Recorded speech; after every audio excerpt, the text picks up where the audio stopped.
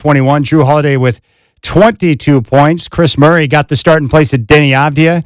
He finished with 16 points, 5 rebounds on 7 of 10 shooting. The Trailblazers are now 28-31 on the season. They kick off a 5-game road trip, which starts tomorrow in Chicago against the Bulls. Chris Burkhart will have game day starting at 3, and the tip-off against Chicago will be at 5.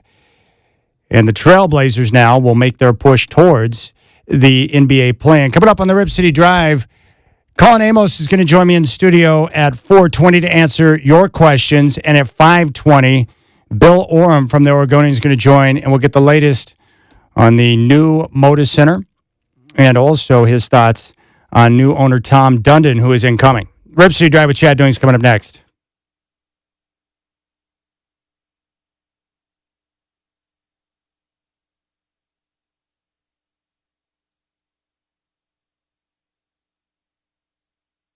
Live from the Coors Light Studios, it's time for the Rip City Drive, hosted by the crazy and often irrational Chad Doing. Coors Light, mountain cold refreshment. Choose chill.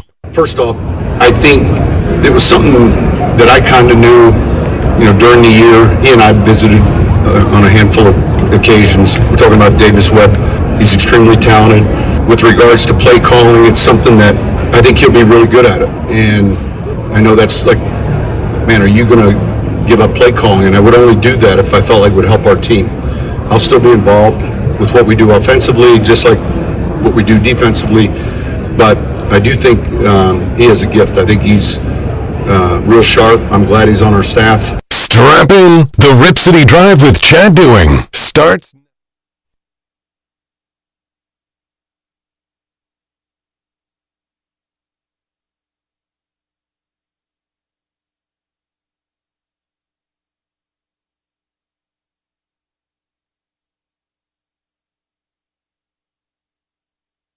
All right, I hope that's not an indication of what's to come on the show today. You okay back there, Brendan? You just playing half of the liners or the sound bites, or what's going on back there? We be good. We be good. All right, here's what's coming up on the show today. And by the way, I do appreciate your time. Rip City Drive with Chad Doing. I'm learning to get better at not letting the little things drive me crazy in this business. 10 years ago, what Brendan just did would have set me afire. I would have been raging for about the next hour, but I've learned to just kind of let that stuff go. Oh, my gosh. Technical difficulties, little errors, board malfunctions. We've got all sorts of construction going on here in the building. And don't leave your stuff lying around because someone might throw it away without asking. A full box of stuff, by the way, with a hard drive in there with like 25 years worth of radio. Everything I've ever done on air, it'll just get tossed. I'm still a little bit hot about that one, too. Colin Amos, law offices of Goldberg Jones, 1-800-DIVORCE. He joins me every month to stop by and answer the questions which you guys have submitted. And so I've got another list for him. He'll be by at 4:20, and we'll talk with him. We'll get his take on the Seahawks winning the Super Bowl. He's a big Seattle Seahawks fan, and he'll answer your questions in relation to divorce and custody issues. And at 5:20, now that I've let some time breathe from the time he put out the pieces, Bill Oram of the Oregonian. I want to get his take on Tom Dundon, the Trailblazers owner, who is going to be confirmed in the very near future, I think at the end of March or early April. And then after that, there will be a press conference where we have a chance to hear from him. And I'm excited. I know a lot of people are nervous. Really, when it comes to change with anything, people resist it. They don't like it. But what I truly believe is that if you have an owner like Dundon that has a track record of winning, which he does with his NHL team in Carolina, and he wants to win, like he's aggressive, he's not going to sit back. He wants to put his teams in a position to win. That's a good thing. And I've told you before, my philosophy on what I'm looking for in an owner is very simple. I want someone that wants to win badly, that really wants the team to win as much as I do or the rest of the fans do. And the Trailblazers have a very loyal fan base. I think anyone that's lived here for an extended period of time understands that. We want to embrace what is ours. We want to support the Trailblazers. We want to see them do well. And eventually, we all want to be lined up on Broadway when they're having a championship parade. I just want to know that the owner wants to win as much as we do. And on top of that, is willing to put their resources into whatever it takes to make that happen. Paul Allen was that guy. He never got the championship here in Portland with the Trailblazers. He came close, but his efforts resulted in 2 championships for the Seahawks. Paul Allen cared a lot. He cared more about the Blazers than he did the Seahawks. He wanted a championship badly, and he was willing to spend and use whatever resource he had to make it happen. And even though it didn't happen, I respect his desire to make it happen. So that's what I'm looking for. So we're going to hear from Dundon. But I guess what I'm trying to say is that I don't care what franchise you're a fan of. Long term, you do not want your franchise run by a trust. You want your team to be owned and to have a single decision maker that will put the right people in the right places to make things happen. And you need to have that for organization, for direction, and it's got to come from the owner. And now the Blazers are going to have that. So I want to find out what he's heard about new owner Tom Dundon. And then on top of that, I guess what I'm hoping for is maybe just an easy explanation, because I'm simple-minded, on the process of getting the funding that is necessary to get the new Moda Center. And I would encourage you to check out the website that the Trailblazers have put together, newmodacenter.com. It clearly lays out the plan and what needs to be done with Moda Center. And it also has a simple, and it's right at the top of the page, where you can reach out and be able to communicate with your local leaders to let them know that you support the project, that you want things to get done, that you want the Trailblazers to get the funding, to get the arena done so that the Blazers can be here long term. That's really what it's all about. You know, I was thinking back the other day, and again, I'm a sports fan, but I think a lot of you, maybe who are casual fans, maybe you don't live around a sports counter like I do. I think a lot of you understand the value of having professional sports in your town. Much the way I look at public parks. I'm a big believer in public golf courses, public parks, having access to places in your community where you can take your family, where you can spend time with friends, where you can go and play golf, where you can be active, where you can keep your health and be able to enjoy the outdoors. I think it's critical. So anytime there's any talk about shutting down a public golf course, I'm against it. I want access to public parks. It's important. But I also think that professional sports bring incredible value to your community. One, it makes it a destination spot where people will travel to come and see the team play. So it brings in tourism dollars. It also provides a lot of local jobs, which help boost the local economy.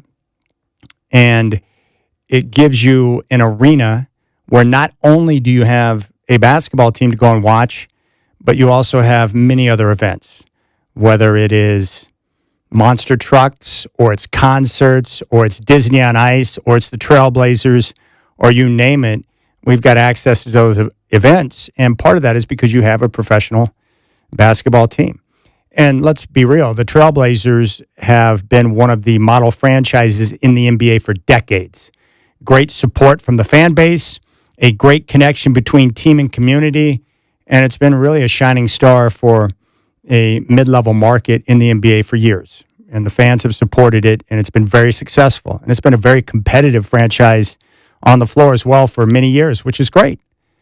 So there's great value to having sports in the area. But I was thinking back, Moda Center was put in place back in 1995. And every year that I've lived out here, there has not been a year gone by where I have not spent multiple nights inside a Moda Center. And not just for Trailblazer games, but all sorts of events that have created all sorts of phenomenal memories that I have in my mind now. And I'm not even trying to be cheesy. I'm just telling you the value. Think about how much fun and the different types of experiences that you've had at Moda Center over the years.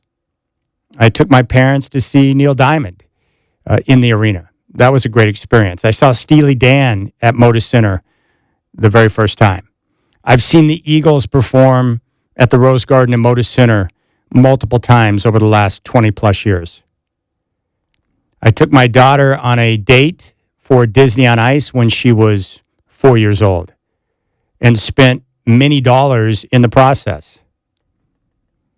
I've gone to different events. I've gone to different concerts. I've been to the NCAA tournament games. I've seen women's basketball. I've called high school basketball games at Moda Center. And the list goes on and on and on. And that's each and every year over the last 30 years. So think about the value it's brought to your life for those experiences. So it's important. So we need to find out what we can do as fans to support this process, to make sure that the Trailblazers are here for the long term. And that's what I'm excited about. So Bill Oram will join the show at 5:20, and we'll get all the details on that. And other than that, just horrific news yesterday with Shaedon Sharpe. A little bummed out about that. We got word that they did some further imaging because they were checking up on the flared-up calf, and they discovered that there was a stress reaction, whatever that is, for his left fibula. And so he's going to be reevaluated in approximately 4 to 6 weeks. Well, you know what that means?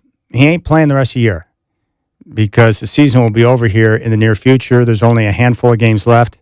I think 23 or 24 now after last night's game. So that is a bummer because Shaedon Sharpe was emerging. He's played really good basketball this year. And young players need that time on the floor to grow and develop. That's why it was so irritating with the hamstring injury and unfortunate for Scoot Henderson. Now that he's back, look at the way he played last night. I still can't get over Scoot. For a young man, what is he, like 21, 22? He's got a man's body. I was jealous. I was looking at him last night, his waistline, his quads, the shoulder development. He looks like a bodybuilder in a young man out there playing basketball, and his first step is explosive. And he gets up. He had a nice cock-back throw-down jam last night. His first step off the bounce is electric. He can attack the rim. He's playing with more confidence. And if you notice now, and this is something that I was told by the team last year, they were happy with the progress he was making defensively. And you saw it last night. The physicality that he brings because of his body is impressive. I was down with what Scoot did last night. And I was wrong. I was critical and laughing at Coach Splitter last night when I found out they were going to start Chris Murray, because Denny Avdia is out with the lower back maintenance. I'm like, why are you starting Murray? Just put Scoot out there. Well, what are we doing? You don't need to overthink this. Put Scoot on the floor and let him play more minutes. And then Chris Murray went out there and played one of his best games of the year. So Chris Murray, he doesn't get the attention, but he's a unique player because he does a lot of things well. What's the nickname he was given as a rookie? Mr. Perfect. Mr. Perfect. Now, why did he get that nickname from the coaching staff? Because he's always in the right position, doing the right things, and they only need to explain to him where he needs to be once, and he gets it. And coaches like those type of players, meaning they get playing time because they trust that the guy's going to do the right thing when he's, called upon. And last night, Murray was terrific. 7 of 10 shooting. Typical game for him where he just kind of sprinkles, peppers the stat sheet. 16 points, 5 boards, working his ass off. He can run in transition. He's an underrated rebounder. He played really well. So Tiago Splitter won, Chad nothing. So good props to Splitter for making the right call, but Scoot was great. And the Blazers come up short. Minnesota's a tough basketball team. I don't know if they're a title contender because they've been inconsistent at times this year. But when they're locked in, they're a problem. They're long, they're athletic, they're physical, and they've got Anthony Edwards, who's just a bad boy. He looked like he was going to go for 50 last night, but he slowed down, and Jaden McDaniels picked up the slack along with Julius Randle in the second half last night. So I'm not too frustrated with that loss. That's a tough team. That's a bad matchup for Portland. But now they kick off this 5-game road trip. Just take a look at the schedule remaining for the Trailblazers, and you're going to be like, wow, the schedule does get easier. So I hope you're enjoying your Wednesday. I had a great workout today, so the blood is flowing forcefully through my veins right now. I've got a bit of an endorphin rush, and I'm looking forward to chatting with you. Telephone number is 503-248-0620. You can reach out to me on the Rip City Radio text line at 88528. Colin Amos from Goldberg Jones, 1-800-DIVORCE, answering your questions in studio at 420. And then Bill Oram on Tom Dundon and the latest with the Arena Project at 520. So feel free to reach out. Whatever you want to talk about is fine with me. I think I also discovered or came to the conclusion of what my favorite Michael Jackson song is of all time, so I'll share that. And I've got a bucket list. And this is a bucket list that I want to accomplish before I die. I told you I'm not going to waste time after watching my brother pass away in December at the age of 53. It's time to start taking action. I don't want to sit around and let life pass me by when I got a chance to go out there and make things happen. So I got some things I want to get done before I die. The problem is I don't know when that's going to happen. Is it going to be tomorrow? Is it 2 years from now? Is it 30 years from now? It's time to take action. All right, 503-248-0620. You got the Rip City Drive on your home of the Blazers. Rip City Radio 620.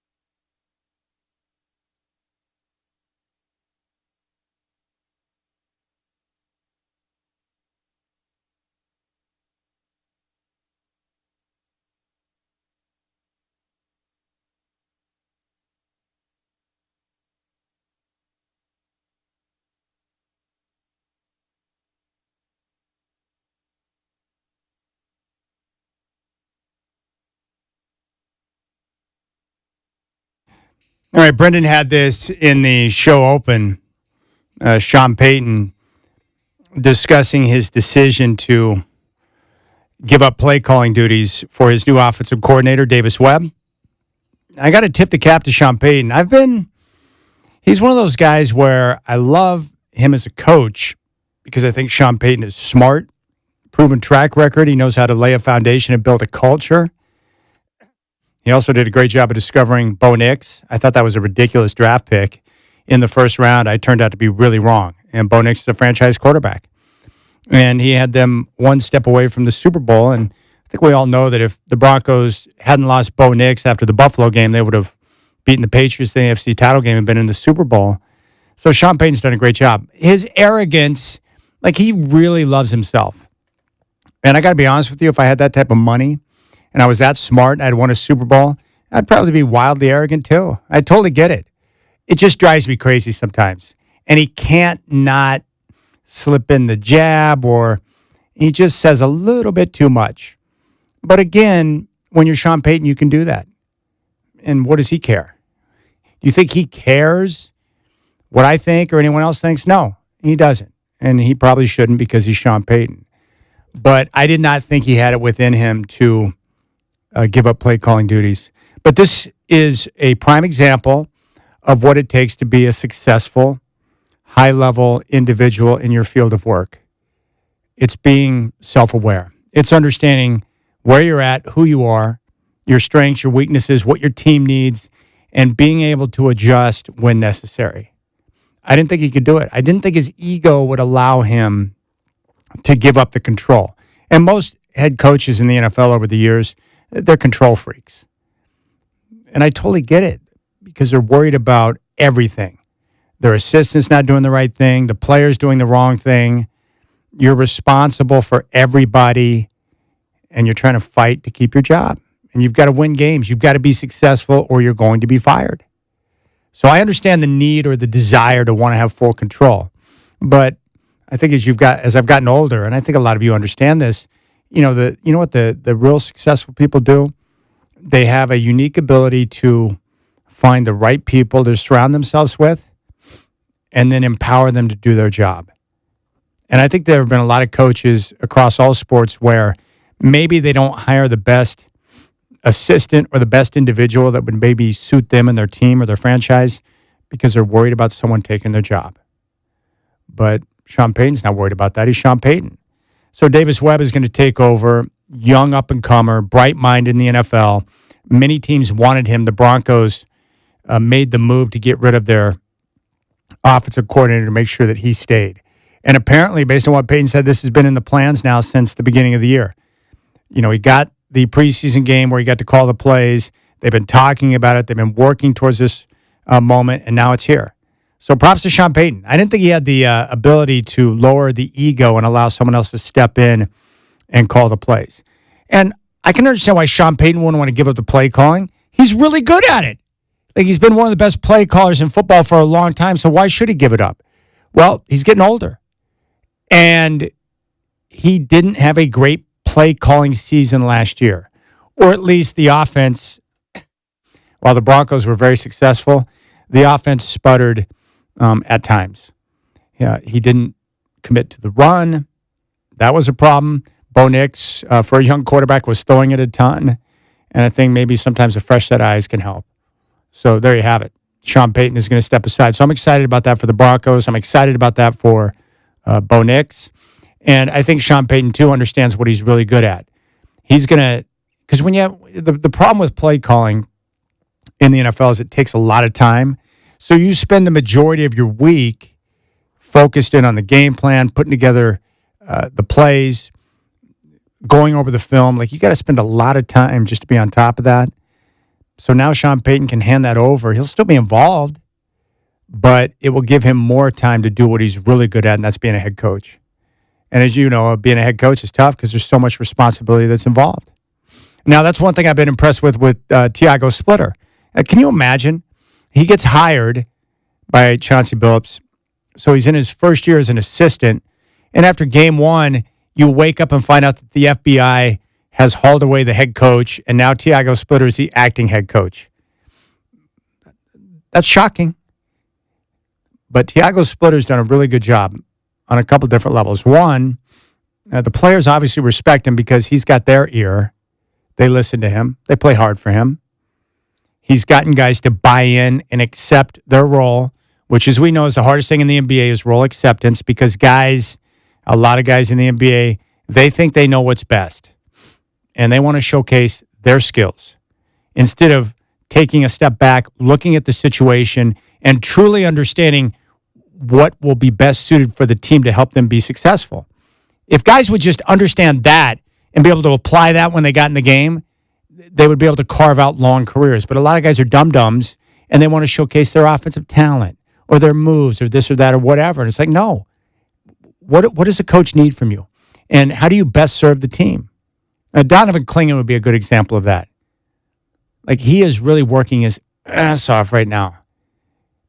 How does he best serve the team? Rebounding. He's the best offensive rebounder in the NBA. And rim protection.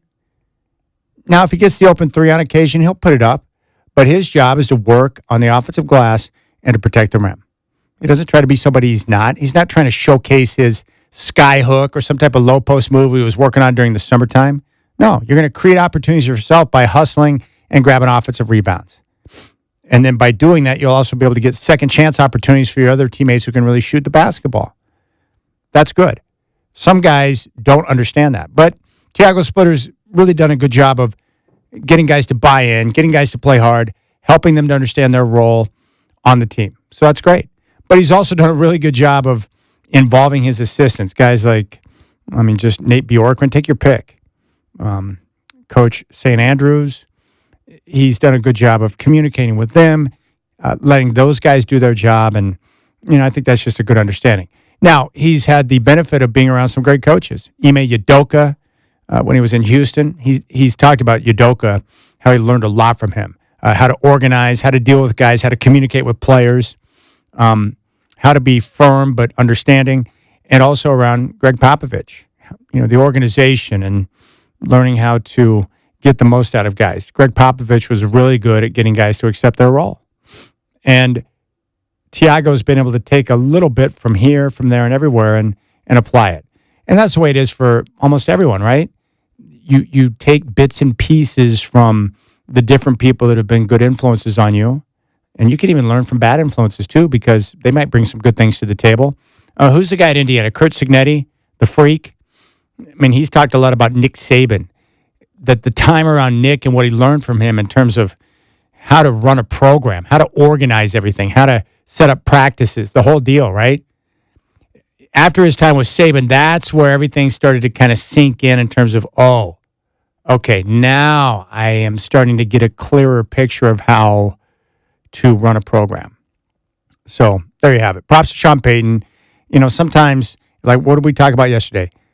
It's hard for a guy to do this, but sometimes you got to look in the mirror and have that conversation where you admit, like, hey, I'm not the man. To be the man, you have to admit sometimes you're not the man. And that means you've got to empower others around you who might be able to help you get to where you want to be. Understanding their talents and what they can do. And if Sean Payton trusts Davis Webb to call the plays, that allows Sean to spend time in other areas, which is cool. So there you have it. I love it. I love Sean Payton doing that. Didn't think he had it in him because he's wildly arrogant. Like he really believes in himself. And he likes to talk about himself. And he just likes to talk. He talks too much. Just like when he was mentioning Bo's injuries and the predisposed to the ankle injuries and all that stuff, it pissed Bo off. So Bo had to have a press conference to let people know he's not injury prone. It's like, Sean, it's okay to not talk all the time, okay? And he's one of those Bill Parcells disciples. Now, for me, I know everyone points to the hoodie. Bill Belichick, obviously a great coach with tremendous success. 6 Super Bowls. That's pretty good. But I've always looked at Parcells. He's the best football coach of my lifetime. And it was Parcells who discovered Belichick. But I just love Parcells because he was tough. He would empower the guys around him. He would always get the most out of his players, but, he only said what he wanted you to hear. He never spoke or said too much. He just said what he wanted you to know, and he kept things close like that. And Parcells was a smart guy. Sean Payton, he likes to hear himself talk too much. But there you have it. But yeah, Tiago Splitter's doing a good job. And a lot of people have asked me, like, what do you think is going to happen with Tiago? And I have no idea.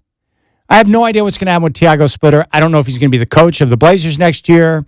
I don't know what Tom Dundon's thinking. I'm still waiting for Dundon to call me back. Now, when Dundon calls me back and fills me in on what he thinks about Tiago Splitter and everything, I'll let you know. I have no idea. But I do know this, that whether it's in Portland with the Blazers or it's somewhere else, Tiago Splitter is going to be a head coach in the NBA. He has shown an ability to be a head coach, and he's beloved around the NBA. And I think it also helps for these guys that aren't so far removed from the game, so they understand the players to a degree. You know, sometimes it's hard for the older guys to relate to the younger guys. It's tough because they grew up in a totally different generation. The kids of today are going through things and experiencing life in a totally different manner than I did. And I'm okay with that. I respect that. I mean, some of the stuff that kids have to deal with today are much bigger challenges than what I had to deal with. So, I don't know. We'll see how things shake out. But Tiago Splitter is going to be a success. I just know that if I'm a new owner, you know, if I bought the Blazers and I was going to step in, I would want to make sure that I have the best people in all the right spots. Now, I love Joe Cronin and I love Tiago Splitter. But if you're a new owner, like, you don't need to rush to hire anyone or keep anyone in place. You know, go through and talk to everyone. And if you think you can find someone that might be better for what you're looking to do, then you find them. If not, then you keep the guys that you have in place if you believe in them. Also, sometimes owners, they don't just come in and make wholesale changes. They might sit back for a year and observe in all the departments, the coaching staff, the front office, on the business side. Maybe you sit back and just observe to see how those guys work. I don't know how that works. You know, every owner's different in terms of what they want. You know, sometimes you might want to bring in a few people that you trust, guys that are close to you, that have been loyal to you over the years. But Tiago Splitter has proven he can coach in the NBA. And I'm excited about his future. I just like him. I think he's got the right temperament. And from what I understand, I don't get to go to practice or watch the practices, but from what I've been told, you know, Tiago Splitter is his calm demeanor during the games. Like, that's one thing. But apparently he has no issue getting on the guys at practice when it's needed. And from all the pro athletes I've been around, most of them have been around, not everyone, but they're used to being coached. They're used to guys coaching them hard. And the best athletes that I know or have talked to or have worked with myself, they like to be coached hard. They like direction. They like to know what's expected of them. They're okay with someone pushing them because they have a desire to be great. And I think for the great ones, they understand that you need to be pushed. I heard that, who was that? I'll try and find that clip because I want you to hear it. But Coach K, Coach Krzyzewski from Duke, when he was on Team USA, I think it was back in 2008, what do they call that team? The Redeem Team. Kobe Bryant, LeBron, and company, Chris Bosh, you know, they went over and they took out Spain. They won the gold. Well, I think early on, Bron and some of the other key players on the team went to Coach K and was like, hey, the Black Mamba, Kobe Bryant, his shot selection's not exactly what we need.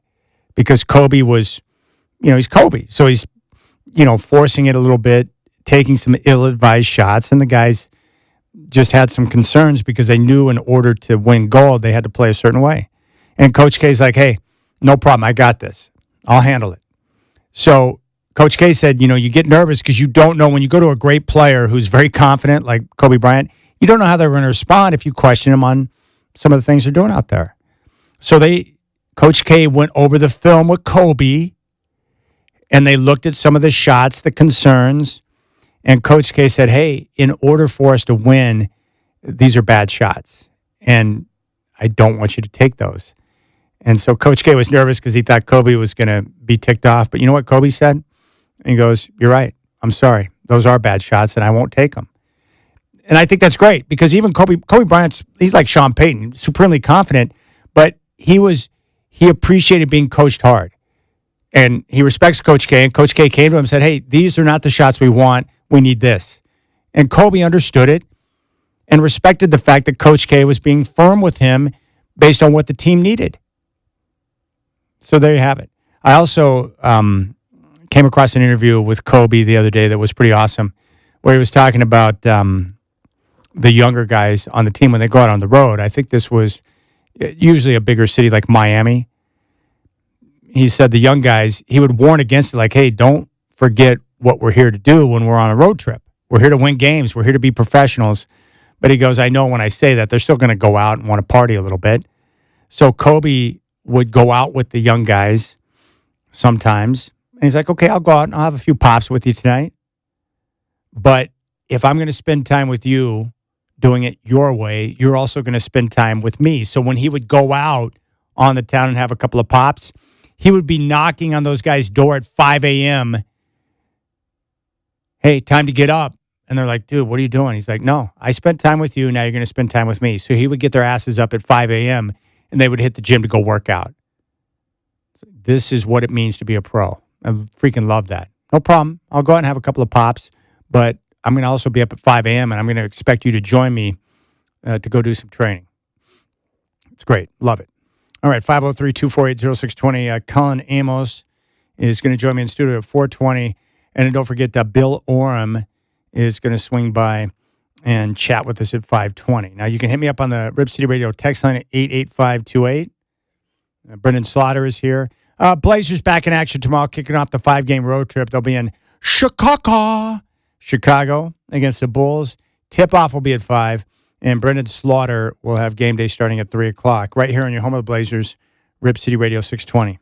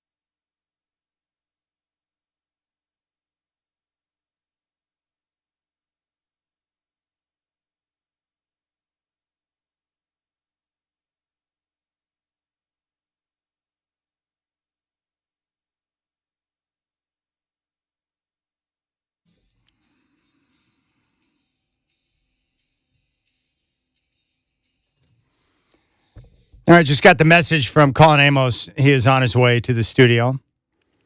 He is my man from the law offices of Goldberg Jones, 1-800-DIVORCE. Now, if you are facing a divorce, first off, my apologies, but you need to call Colin because that first phone call to 1-800-DIVORCE, there's no charge. And what Colin's going to do is he's going to answer any questions you have to make sure that you know what you're doing before you start. The one thing I could tell you that you don't want to do, don't be Chad. Don't be me. I thought, I got this, man. Just like most guys, right? One of the worst things you can ever hear from a guy is, I've got this. That's code for, I'm about to do something really dumb because I don't want help. I don't need directions. I'm not stopping at the gas station. I mean, you know what the result is. Watch this. I've got this. There's certain code phrases that guys use where you know they're about to do something really dumb. Watch this is a good one, too. Hey, dude, watch this. And that means he's about to get himself killed. Or I've got this means I just don't want help and I'm being stubborn and now I'm going to walk myself into a trap. Don't do that because you ain't got this. Just call Colin. There's no charge. And he's the one. It's not like some type of they're not outsourcing their help to a foreign country. It's going to be Colin Amos who's going to call you back and answer your questions. That's all. Now, I don't want divorce to happen. I wish people would get married and they just stay together and be happy forever. I wish people wouldn't die. And I want people to be together forever. But if it doesn't happen, you need to call Colin. It's that simple. All right? Because people get mad. Why are you endorsing? Divorce. Look, it just happens, right? It happens in our country. People get divorced. You think you're in love. You think you're together forever, but then something goes sideways. Whatever it could be.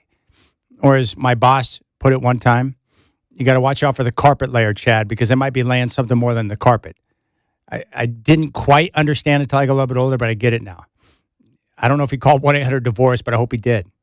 All right, 503-248-0620 is your telephone number. Hope you're enjoying your day. Dang it, what was I going to say? I had something profound. Oh, my man Brendan Slaughter is here.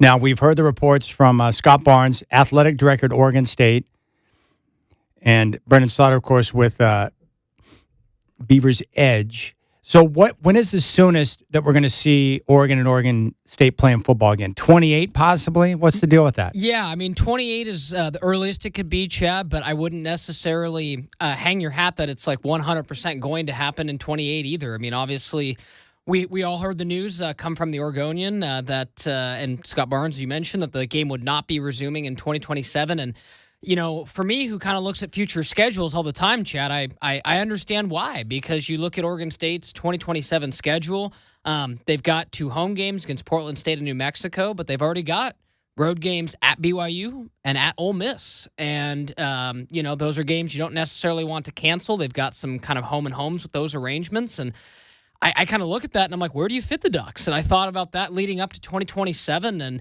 now that the news came out, it definitely makes sense. And it's interesting, Chad. Obviously, we got a pretty big pulse on what the Beaver fan base feels like, you know, having message boards and all that at Beaver's Edge. And I would say early on, and this has been, a week or so since the news dropped, the consensus is a lot of Beaver fans don't want to see this game continued. A lot of Beaver fans would, from what I've seen, rather maybe go play, like, for example, this Ole Miss game isn't necessarily a payday game because they have a home-and-home arrangement with them. But who's to say, you know, if you ask Beaver fans, would you rather play Oregon or maybe go play insert, you know, Texas here or something like that as the paycheck game? So I think there's some, variability there. And early on, you know, I don't see a whole lot of anger from, you know, the Beaver fan base as to not playing it. We'll see what the financial ramifications are of that, Chad. I think that's kind of a down the line, you know, we'll see what happens. But, you know, I think it's one of those things, the way I dropped it in my podcast this week, maybe it's like the McRib. You need to take it away for a while, see if people, you know, think that they miss it. And then if there's an appetite to bring it back, it comes back. So are they not playing because of money? Like, what is the main reason? What's the sticking point? Is it money? I don't know if if it's necessarily Is it Oregon not wanting to play in Corvallis? Like, what's the deal? No, I mean, from what I've heard, I think there's a combination of factors. I think money's a part of it. I think, lining up the new schedules, like we saw Oregon State in the new Pac-12. It's a very unique kind of schedule. Oregon and the Big Ten, they have their scheduling obligations. I think it's harder to find those days in September, because we all have to remember this isn't an end of the season game anymore. This is squeezing it in the non-conference with schools that Oregon and Oregon State that got games pushed out. And then the other side of it is, I don't want to say that Oregon State might not have interest in this game, Chad, but if you're on Oregon State's side, and let's just say for the sake of argument, and I think this is pretty fair considering the last decade, let's say out of a decade, Oregon State wins 2 out of the 10 Civil Wars. Just for sake of argument, I think that's probably pretty fair.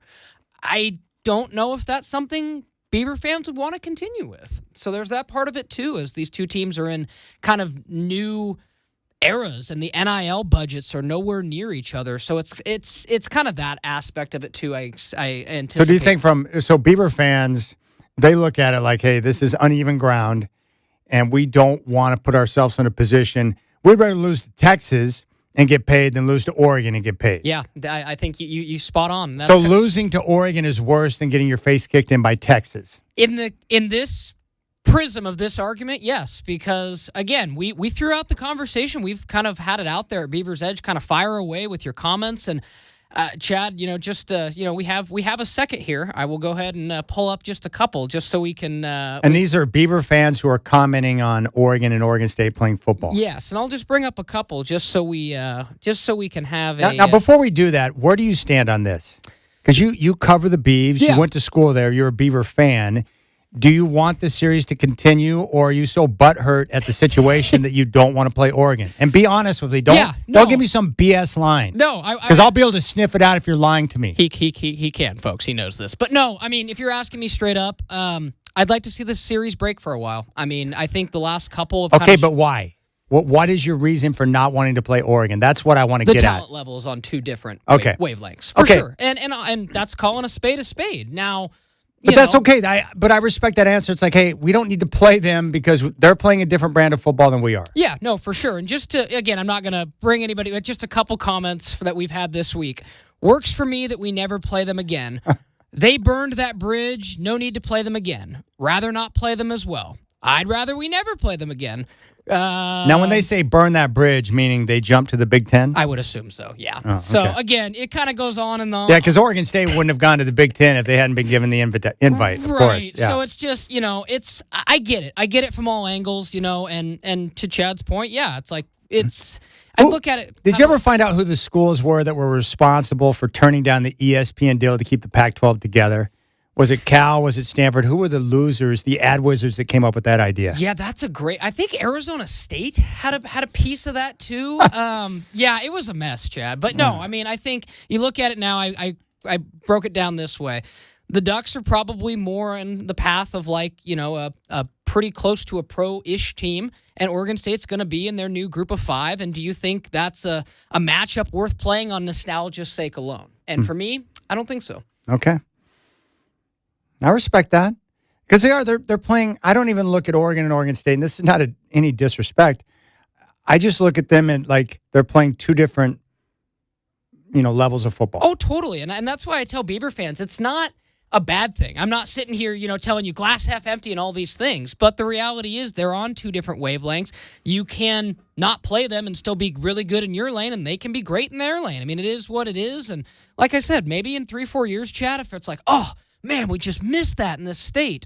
Maybe it comes back, but early on, it doesn't seem like there's a ton of appetite on the Beaver side. All right, we'll keep things rolling. Big thanks to Brendan Slaughter. Colin Amos coming up at 4:20 to answer your questions. And then Bill Oram, Oregonian, at 5:20. You can reach out to me on the Rip City Radio text line at 88528 or call the program at 503-248-0620.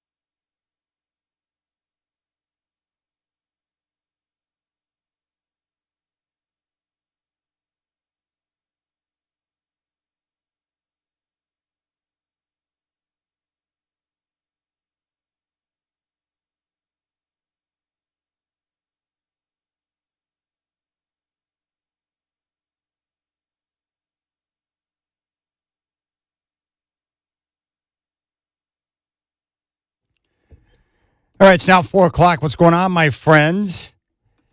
The Portland Trailblazers took a loss last night. Timberwolves improved to 3-0 against the Blazers on the season after last night's 124-121 victory over the Blazers at Moda Center. Jrue Holiday with 22, a team high. Chris Murray, 16 points, 5 boards on 7 of 10 shooting. He got the start in place of Denny Avdia. And, of course, no Shaedon Sharpe. He's going to be reevaluated in 4 to 6 weeks after further imaging discovered a stress reaction in his left fibula. The Trailblazers kick off a 5-game roadie tomorrow in Chicago against the Bulls. The game's going to tip off at 5 o'clock, and Chris Burkhardt will have game day starting at 3 o'clock. Coming up on the Rip City Drive, Colin Amos from the law offices of Goldberg Jones is going to join me in the studio coming up at 4:20, and then we'll talk with Bill Oram of the Oregonian at 5:20.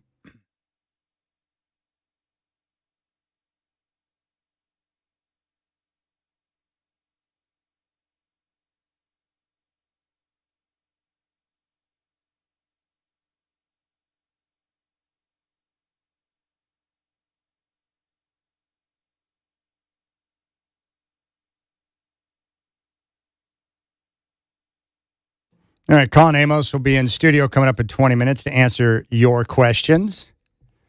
And then Bill Oram at 5:20. Again, with Oram, I want to get the latest on newmodacenter.com and the efforts for the arena improvements. And with this short session, with the state legislator coming up, I want to get the details on that so that we can all understand exactly what needs to take place. And then also want to find out what he knows about Tom Dundon. What should we expect from the new owner that's going to be confirmed in the very near future? And we're going to hear from him once that happens. Once he's confirmed, there'll be a press conference. We'll get a chance to hear from our brand new owner for the very first time, which is cool. And, of course, the Seattle Seahawks are going through the process of selling the team right now. All right, I mentioned this. I just want to play it for you because I love this. Going back to Tiago Splitter and the way you communicate with guys. Sean Payton having the wherewithal to hand over play calling duties to Davis Webb. These are tough things, but what I've learned with athletes, they want to be coached. And Coach K shared his thoughts on what took place during the 2008 Olympics with Kobe Bryant. Take a listen. Here was Kobe Bryant. He was our best player, and he was terrific. But in that particular game, he just started taking horrible shots. And my players, LeBron James, Dwayne Wade, they looked at me like, okay, what are you going to do? And I just said to them, I'll take care of it. Now, that's a confrontation that you don't want to have, but you have to have. Before we left for Beijing, I had Kobe's shots on tape, and I brought him in. This is early in the morning. We're leaving, and I said, I want to show you something. I said, you're taking Lakers shots when you have a big lead. You're not taking Olympic shots trying to win a gold medal. And I showed him, I said, they're not good shots. I can't let you take them. And he looked me in the eye. He said, is that all? I said, yeah. He said, I agree. They're really bad shots. Coach, I won't take them. And I was so relieved. I said, you don't know how the most talented player will react. To be quite frank with all of you, that's really one of the most important things about being a leader, those shared moments. And if you can figure it out with that person, the relationship that you form with that person is deepened tremendously. So don't look at those situations that, oh man, I have to do it. Look at those situations and say, I have to do it. And by the way, we're going to get a lot out of this situation. So you as a leader have to go in as informed and as positive as possible and as open-minded before you make that decision on the course of action you're going to take. There you go. That's Coach K on Kobe Bryant. Love that story. You don't know. You go to a great player and say, those are bad shots. They might tell you to bleep off. But smart players, guys who understand the game, can look at it and say, right, that's a bad shot. And, Kobe's a very proud player, but, those guys are pretty smart. They know what's going on. Another player that's really good I watched last night is Anthony Edwards of the Minnesota Timberwolves. I love watching him play. There's really not too many weaknesses to his game, and he's so difficult because once he gets position on you, he's almost guaranteed to draw contact. And if not, he's going to score or he's going to get an and one opportunity. He is really good. And he's used to the high usage, having the basketball in his hands. So he's just a comfort when he's having to work one-on-one. I really enjoyed a couple of different aspects of the game last night. Watching Donovan Clingan battle down low with guys like Rudy Gobert and Naz Reid. And by the way, Naz Reid's a tough SOB. That guy is tough. Love Naz Reid. But Donovan Clingan, he is just coming along nicely for the Trailblazers. Is he a perfect basketball player? No. But the improvement from year one to year two is substantial. And his willingness to continue to fight and work, I mean, he's really played himself into a position to where he's one of the guys who's kind of irreplaceable on the team right now. They don't have a lot of depth at center. Robert Williams has been terrific, but he can only play limited minutes because of his health history. They've got him on that, minute count. They know exactly what the sweet spot is now.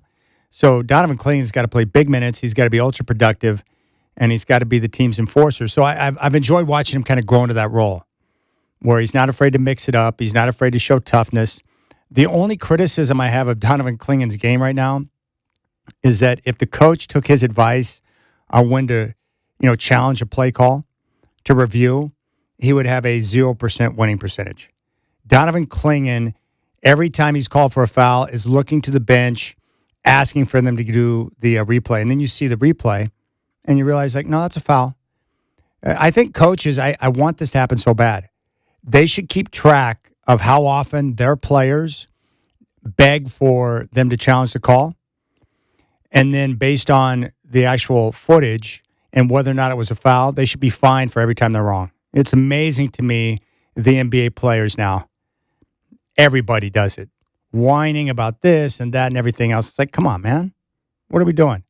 Also, Tamani Kamara running around and chasing Anthony Edwards last night. Tamani Kamara is a tough guy. He is tough. He's so good at drawing the offensive fouls.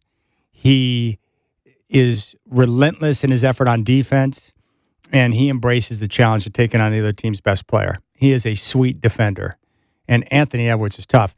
Minnesota's one of those teams where I don't know if they're good enough to win a championship, but they're one of those teams you do not want to play in a 7-game series. They're a tough matchup. Jaden McDaniels is long and terrific on both ends. Rudy Gobert is a terrific rim protector and rebounder. I mean, he didn't do much in terms of offense last night, but late in the game, his offensive rebounding and the way he controlled the glass was a problem. He's also one of those guys like Clingan, so good at protecting the rim. Even when he doesn't block a shot, he's changing shots. And those moments where you change a shot as a rim protector, it doesn't go down on the stat sheet, but it results in a miss. And they just have a bunch of guys that, when they lock in defensively, they can be tough. So I'm impressed with Minnesota. They're not a team you want to face in the postseason because they can mess you up 100%. All right, 503-248-0620 is your telephone number. The Blazers will kick off that 5-game road trip starting tomorrow in Chicago. And it really is. The schedule is about to open up nicely for them. And it's going to be an opportunity for them to stack wins. They're 3 games under 500 right now. They're going to be in the play-in for sure. And the question is, what number are they going to be? Can they get to 8th, which is possible? The Golden State Warriors also lost last night in New Orleans to the Pelicans. But the next 4 games, all on the road, at Chicago, at Charlotte, at Atlanta, at Memphis. And then they finish up the 5-game road trip in Houston against the Rockets. The Houston game obviously is tough because Houston is one of the better teams in the NBA. But the other 4 games are extremely winnable. And then after the 5-game road trip, they come home, Indiana, Charlotte, Utah, before they take off on the road again for Philly, Brooklyn, Indiana, Minnesota, and Denver. So the rest of the schedule is a lot like what I just said to you, where you're going to have a couple of tough games mixed in, but the majority of games are ones that they'll be favored in and expected to win. So it's pretty exciting. So I'm just telling you that they're going to stack wins. They will finish better than 500, and then we'll just see where they can fit into, the standings. The primary spot that you want to be is in the 7 or 8 spot, because that gives you one win, and then all of a sudden, boom, you're into the playoffs. If you slip into the 9 or 10 spot, then you got to win 2 games to get in. So we'll see how it shakes out. But I like where they sit right now. And we're seeing dramatic improvement from year to year. And the good thing is they're going to have tools to work with during the offseason to improve the roster, whether that's with a lottery pick or not. And of course, if they make the playoffs, the pick that they have will convey to Chicago based on, the deal from a few years ago.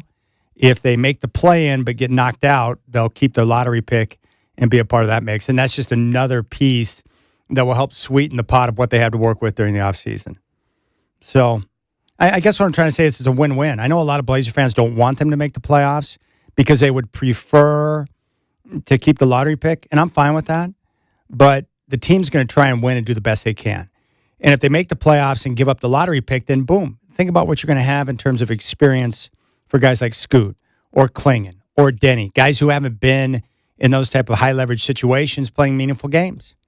So either way, you win. You either playing meaningful games down the stretch, get into the play, and you get knocked out, but you learn from it, and you still get the experience for the young guys to play in more meaningful games, but you get to keep your lottery pick, or you forfeit the lottery pick, but the team gets into the postseason, and you at least get one 7-game series against one of the better teams in the NBA, like Oklahoma City, San Antonio, or Houston.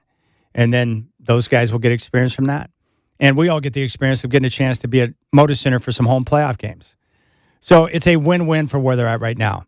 And if you look back, I think, in totality at the entire season, the head coach being hauled away by the FBI after game 1, Tiago Splitter taking over, 5 key rotational guys being out for an extended period of time, and to be sitting where they're at right now, 3 games under 500, squarely in the play-in race, and a chance to make the playoffs as one of the top 8 seeds in the Western Conference, that's been a win. And they're going to finish above 500. And they'll be showing significant improvement from year over year. And you got tools to work with during the offseason. So there you have it. I just like where they're at, and I think they're in a good spot. Not to mention the continued development and the emerging superstar play of Denny Avdia. And hopefully he's going to be able to come back soon. Haven't seen the update on the status for tomorrow yet, but he's still working with that lower back maintenance. And it's not like he's severely hurt. He's not like Larry Bird right now. It's just one of those deals where he's going to have to manage it. And they're continuing to work with him, and maybe he won't be able to get it fully right or 100% right. And here's the update. This just came out within the hour. Avdia is out tomorrow. So the guys who are out tomorrow, Avdia, obviously Dame, Caleb Love, who's with the G League team, and then Shaden Sharp, who's going to be reevaluated in 4 to 6 weeks. Robert Williams has foot soreness. He is questionable. And Young Hansen has mid-back soreness. Mid-back. My back is sore, mid-back, low back, and upper back, like most of you. All right, we'll come back, and when we do, my man, Colin Amos from the law offices of Goldberg Jones, his phone number is 1-800-DIVORCE. He's going to answer your questions, and we'll get his take on the Seahawks winning the Super Bowl. He's going to love that. And then Bill Oram at 520. You got the Rip City Drive on your home of the Blazers, Rip City Radio 620.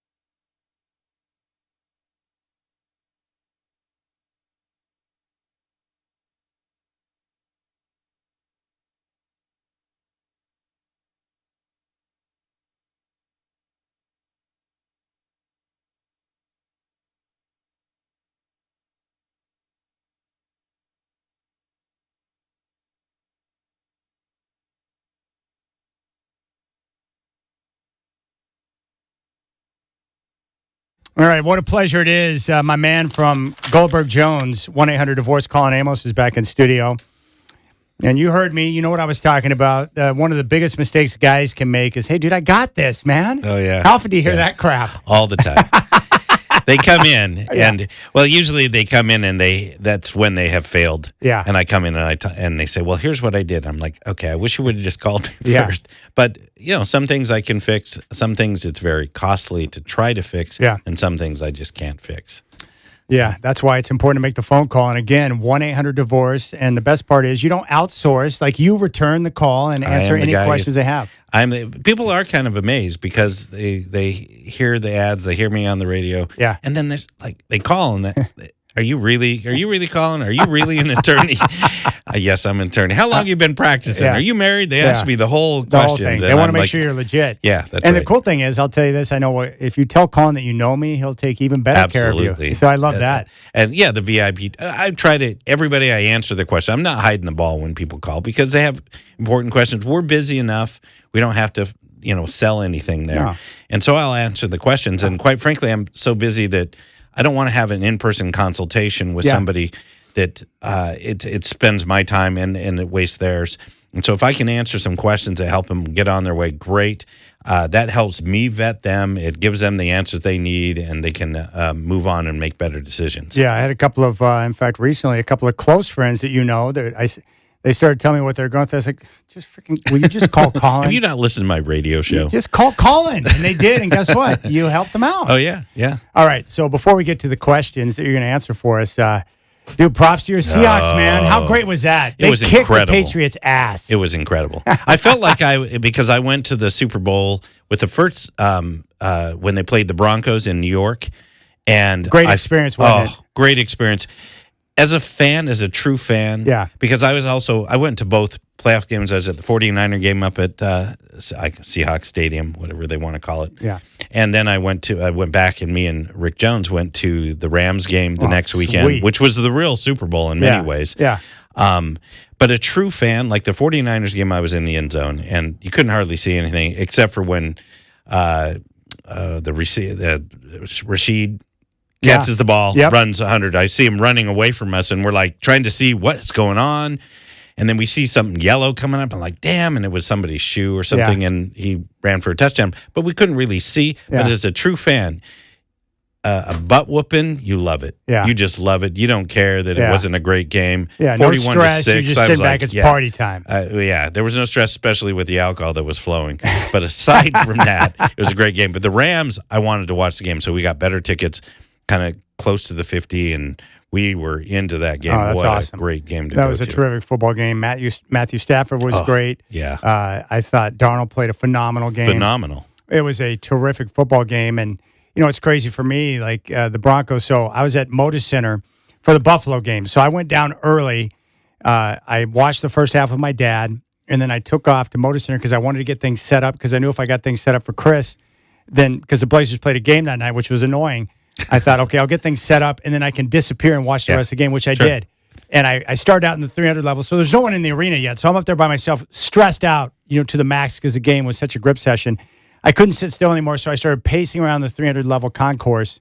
And then when the Broncos won, I called my dad and celebrated that, and I thought, there is literally nothing that could happen the rest of the night that could ruin this feeling. Absolutely. And then I found out that there was. Bo Nix broke his ankle. That is right. I saw the news because I started getting all these text messages that were around the same type of thing where it's like, hey, did you see the news? I'm like, yeah, moron. I watched the game. It was awesome. The Broncos won. Yeah. And then I kept getting the text, and I looked at the headline. I was like, you've got to be kidding me. Can you believe it? Bo Nix is out, and then going into the AFC title game was like, it's not ideal to not have your starting quarterback. So I was bummed out. And then my dad, he helped me feel better because he's like, look, it's okay we lost to the Patriots because you don't want to face that Seahawks team right now with your backup quarterback. That'd be very bad. And I said, true. You're right.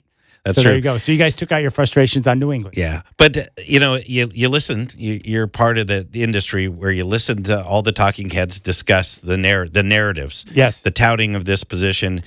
And all the narratives where everything just the seas parted for New England to come to get to the Super Bowl. They were not supposed to be there. They're on kind of a rebuilding year, And then they just kept getting backup quarterbacks and people that were injured, and then they get the same thing. They get by it, and they make it to the Super Bowl, and then the Seahawks are pretty much a paved path outside of the Rams game, and Darnold put everybody's questions to rest when he played that game because he had to win that game. It was not going to be one without. It was defense, sure, but he had to play a game, and he did. And then we get to the Super Bowl, and again, we kind of lucky too. I mean, the Patriots are not ready, but I'd love to see a whooping. And you got to do it on the 49ers field and celebrate, which is in their terrific. own locker room. Yeah, it's the best. My buddy is a 49ers fan, and he's like, just please make sure they're in the visitors' locker room. I do not. And then we get their own locker room and win the Super Bowl in their own locker room. That's awesome, man. That was great. And I look back now, and there's always a moment, on a special season like that, you look back. I go back to that Thursday night football game with the Rams and Seahawks. Mm-hmm. Seahawks were down by 16 points in the fourth. They should have lost the game. They come back. They get multiple touchdowns with multiple 2-point conversions. They win that game, and it was that game that allowed them to get home field advantage. Pivotal. It changed everything. It did. Absolutely. It's amazing how one moment like that can change everything. That was it. And it's interesting to listen to the commentary now because before it was like, oh, Darnold, is he going to see ghosts? And he hasn't proven, and I can tell you Vikings are crying about it all now. But that, and then, John Sanders, he's pretty good. And Mike McDonald, he's a defensive mastermind, but, he's young. And then after they win, you've never heard, like, they're put on this pedestal of the greatest duo and the greatest GM and the greatest coach. I mean, it's interesting to see how the narratives change right after something like that. 100%. Colin Amos, law office of Goldberg Jones in studio to answer your questions. The telephone number for a no-charge consultation is 1-800-DIVORCE. All right, first question for you, Colin. It says, who pays for my wife's legal fees during a divorce? Yeah, and this is misconception because I get this almost at the beginning of every consultation I do, that I have to pay her attorney's fees. And no, it's very rare that anybody pays the other party's attorney's fees. First of all, you have to get to trial before there are temporary orders hearings and hearings that they can award, but they usually don't award a lot of attorney's fees in these temporary matters. So you have to get to trial. Well, trial takes about a year or longer before you get there. 98% of cases do settle. If an attorney's doing their job, they're trying to settle the case. It's been done before. We've seen a few, so it's not reinventing. You don't want to go to trial. You don't want it. Everybody has lost if you go to trial, except for the attorneys, I suppose, if they're getting paid. But so pretty much one of the things that brings people to the table is the fact that they have to actually pay their own attorney's fees. And most attorneys will not lend them money to work on their case, so they require a retainer. So if she wants to hire an attorney and spend all this money, all of a sudden it starts to get real. When you get your second bill, you're thinking, this is expensive. And paying an attorney a bunch of money won't change your facts. It's not going to change the law. There's parameters by which we can operate in. So in this, the direct answers, she's going to pay her legal fees, and whatever she gets out of this transaction in property or debt or spousal support, she's going to pay back her, herself with the money that she gets out of the transaction. Wow. All right. Colin Amos is with us. That's what I love about what you guys do too, where you're not trying to extend someone's case out to where you can continue to bill them, right? No. Because you have enough work to where you're going to make money regardless. You're not trying to extend this out, which I think is great. Absolutely. And if you can handle it on the lowest level, that's always going to be your course of action. We are definitely busy enough. We don't have to create the conflict in the world. We're trying to resolve it. Yes. And we want people to get through it in a cost-effective way. They make enough work for us. We don't have to help them. And we're trying to don't do that. Let me get that out of your hands. Stop, hitting yourself with the club. And so if we're doing our jobs, we're keeping people on track, helping them get to a peaceful resolve. It's perfect. All right, next question. Colin, my wife wants a divorce after 12 years of marriage, but I want to reconcile. Can I prevent the divorce? No, you'd probably get on those dating apps right away. Unfortunately, I get this question a lot because both sides, people really want the marriage to work and the other party wants to be done. At least in Oregon and Washington, there are some other states that have some odd rules that get involved and say, well, you have to, separate for a while before you can file a divorce. But in Oregon, it's a no-fault state. In Washington, no-fault state. California, if that person wants a divorce, the one thing I can guarantee at the end of the transaction, you'll be divorced. But you can't force them to go to counseling. You can't, you can slow down the process. by paying your attorney more to, slow it down, I suppose, by asking for things and doing certain things, and that might get the other person to the table because they want to reconcile. But that's it. Yeah. Yeah, that sucks. Yeah. Nothing if you want do. to stay married, it does. If you don't want to stay married, then this works out perfectly for you. All right, next question. Colin Amos, Goldberg Jones in studio right now answering your questions. What is a collaborative divorce? I've never heard that phrase before. No, you haven't. No. This is it was really popular for a while. I'll tell you what it is, and It's like a fad in the divorce world? kind of, because collaborative. The thought process there is we're trying to be amicable and get through a divorce process. And with things a little more complicated, what you do is you commit to not litigating it, commit to essentially not even filing the case right away, and you have a collaboratively trained attorney that is not about going to trial. It's about working through a process of mediation. You work with usually two attorneys representing you. So you still have representation. You have a third, like a mediator. You can get financial planners to help you work through it. So the concept is great, and a lot of people who want to do an uncontested or an agreed divorce like that thought process. The problem is there's, in what we do in the litigation approach, we're also trying to get to an amicable conclusion.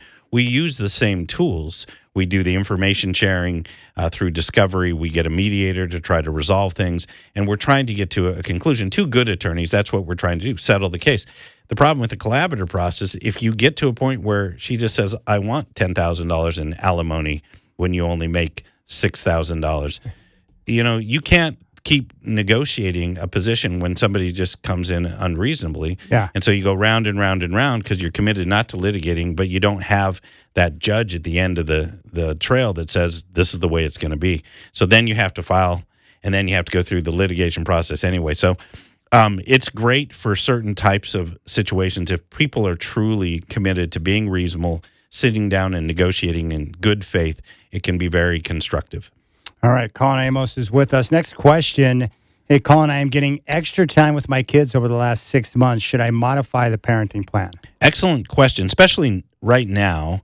Right now is a good time to modify parenting plan. So 6 months is a great period of time because it gives it creates a precedent. So if you have a consistent new arrangement, if you have a previous order and you're not following that and you have more parenting time, 6 months is enough that we can file and say, yeah, that's what the court order says, but we haven't been doing that. Here's what we've been doing. And in Oregon, you can even get, after 3 months, a post-judgment status quo order that says, whatever we've been doing for the last 3 months, keep it that way till we can resolve this on a more permanent basis. Yeah. But that's a perfect time frame to create a new precedent, and then you can modify your parenting plan. And correspondingly, especially in Oregon, your child support, the more parenting time you have, the more overnight you have. Child support's based upon overnights, and your child support can be adjusted also. Okay, that's interesting. And I would imagine this probably happens all the time, right? Where you start out with a particular order, but then as time goes on, maybe there's changes in your circumstance, you end up getting more parenting time. It probably happens a lot. Good parents actually have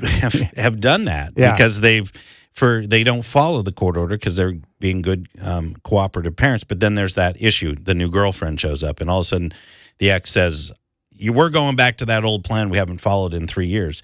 Well, then we can bring a modification and hold them accountable to that precedent. And the courts are trying to figure out consistency and structure for kids. So the judge is saying, if you've been doing this for 6 months, a year, it's probably likely that that's the kids have gotten used to it, and that's still in their best interest.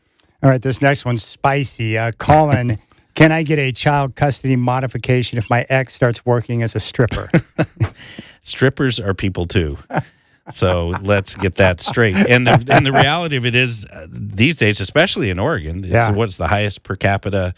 It's been that way for a while. Yes. Not escort, but strippers. Yeah. So it's been that way for a while. Although I think the Acropolis finally went down. I heard that. Yeah. I know. So anyway, much to the chagrin of many gentlemen around town. Yes, exactly. But that doesn't necessarily, just because somebody works in that industry doesn't mean that they're a bad parent. And the courts in Oregon, especially as liberal as they tend to be, are not going to just assume because somebody works as a stripper that they're a bad mom or a bad parent. But the work schedule is not conducive to being a primary care parent. If you're working nights because you're not making money from 8 a.m. to 1. That's right. If you're working nights, then you're not in a position to be the primary care parent on a regular basis. So they're going to look at that more as the hours that you're working, more so than the actual work itself. It's a reputation. It's an ill repute. Career, therefore you shouldn't be a parent because you are in that industry. Yeah. I mean, it's the same thing for me. Like, especially during Blazer season, I'm working a lot of nights, late at night until after the game and stuff like that. Like, that's right. What am I going to do? Just leave the kids at home alone? That's exactly right. And I tell that to guys who, I want to be the custodial parent. And I go, okay, what does your wife do? Well, she's been staying at home with the kids. And I work 60 hours a week. I go, you could be the best father ever. If you're not home, you're just not going to be the primary care parent. And that's not a good parent, bad parent distinction. No. You're not a bad father because you go to work and you work a lot. But that work schedule, the two biggest things for a parenting plan that make the biggest difference, flexibility of work schedule. You can be available to have parenting time that you're asking for, and proximity to the school, daycare, or the other parent. Those are the two biggest. Okay, that makes sense. Colin Amos is with us. Next question. Oh, this is a good one, too. My ex is in an abusive relationship. How do I protect my kids? That we deal with on a regular basis. It's hard because things to be true and things you can prove are very different. Very different. And when you get into court and you say this is happening. Yeah, because you're probably getting it from the kids, I would imagine. That's right. Yes. And your star witness, the kids, are not testifying because the court doesn't want them in there. And so my first question is, how do you prove it? Well, I know it to be true. And I'm like, all right, let's say that we take your opinion out of it and what you know to be true. Let's take the kids out of it. You got a nanny, you got an au pair that's willing. Has the school been called because the child has said there's abuse and then a mandatory reporter, so the school counselor says there's abuse? Have that other partner gotten a restraining order for abuse with your kids in the house? So we have to have some objective proof. It's a really tough one because these people know that this is happening, but it is hard to prove those things. So without older kids, maybe we can get an attorney for the kids if the kids are willing to say what's going on in that household. But it's something we really struggle with. And so I love it when people call and talk to me about this one so I can walk them through their particular circumstances. Do we have enough? Can we prove the wolf is outside the door, or is it too far into the woods that we can't prove it? All right, a couple of more questions for you. The father of my son isn't on the birth certificate. Does my new husband get custody? How does that process work? Well, just because, if the child was born when you're married to your new husband, then that person is presumed to be the biological father. If you had the child prior and then you got married, no, it doesn't prove paternity because you're married to somebody else. So they could adopt, right? They could, but it takes the cooperation of the other parent. But this happens a lot where you don't know who the father is, or the wife, the mom does likely know, but they're not on the birth certificate. Yeah, and so we have to go through a paternity process. We call it affiliation proceeding in Oregon to first determine paternity, and then we can move forward with custody and visitation. Child support, division of child support. If anybody goes on state assistance, they're going to come after it, and the mom will say, well, I think it's this person or this person. They'll go after them both. And if you can test it, then they'll say, well, then do a DNA test, and we do a DNA test. So it can be a little bit of a scramble at the beginning of these situations because usually it's about the child support, and that pushes us to determine paternity. All right. Final question for you, Colin. What is the age that child support stops? Oregon, because it's different than Washington. Child support goes up to 18 and graduating from high school. And then the child attending school statute defines a child between the age of 18 and 21. So you continue to pay child support, but directly to the child if they are a child actually in college. And this is Oregon. This is Oregon. Okay. So it can go up till 21 if they continue on to any kind of educational program beyond 18, but it would be paid directly to the child. In Washington, the standard child support usually says at 18 or graduating from high school, it ends unless somebody brings a modification prior to that event. And then we have post-secondary education, and the courts routinely, almost 95% to 100% almost, will order child support to continue again for college up until age 23. I think I spent more on college than I did in 18 years of child support or however long it was. I'm with you on that. You know what I'm one. talking about. I do. It's like brutal. My daughter went to Colorado State without the reciprocity of some. No, it was not. Very friendly. Yeah. Yeah, but you probably, because what the court orders is not to pay for college. Yeah. And that's a big deal because Oregon does not say you have to pay for their college. They have a contribution requirement. And quite frankly, they use the child support calculator to determine that contribution. It's, $700 to go, to Harvard, or if you're lucky enough to have your kid, or not unlucky enough, or University of Washington, University of Oregon, wherever. Those are expensive colleges now. You're spending upwards to $40,000. And if you're paying $700 a month, that ain't paying it. No. But they don't require you to pay for it. It's a contribution requirement. Okay. There you go. Colin Amos, law offices of Goldberg Jones, telephone number 1-800-DIVORCE for the free consultation. He will answer all of your questions and get you pointed in the right direction. Dude, nice work. It's great to see you again. Great questions. These really good. These are really good questions. I love it. I love the questions that come in, and it's it tells me that one, they're paying attention to what you're saying, and they're trying to be smart about the process, which is good. Yeah. Just don't use the words, I got this, guys. Don't do it. Call Colin, 1-800-DIVORCE. Exactly. Thank you. I appreciate you. Of course. All right, Colin comes in every month to answer your questions. We'll keep things rolling. Bill Oram's coming up at 5:20. You got the Rip City Drive on your home of the Blazers, Rip City Radio 620.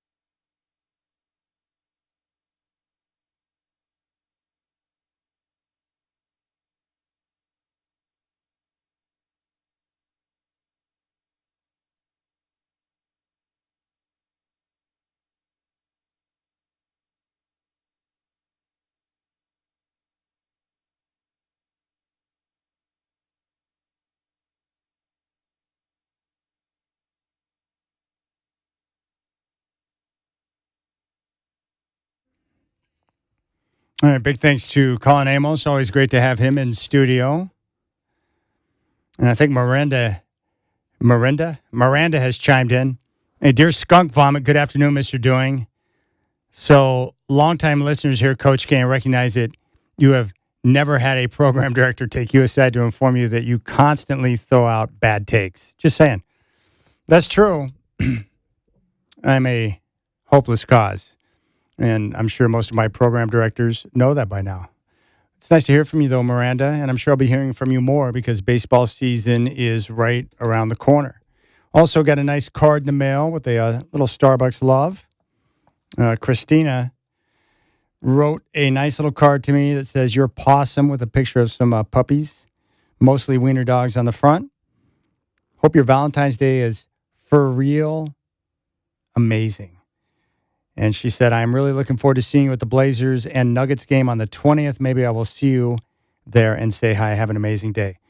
Christina, I appreciate the card, and I'm sorry that I was not at the Blazer game on the 20th. I was down at Spirit Mountain Casino, and I got to be honest with you, I'm actually pretty happy that I wasn't there.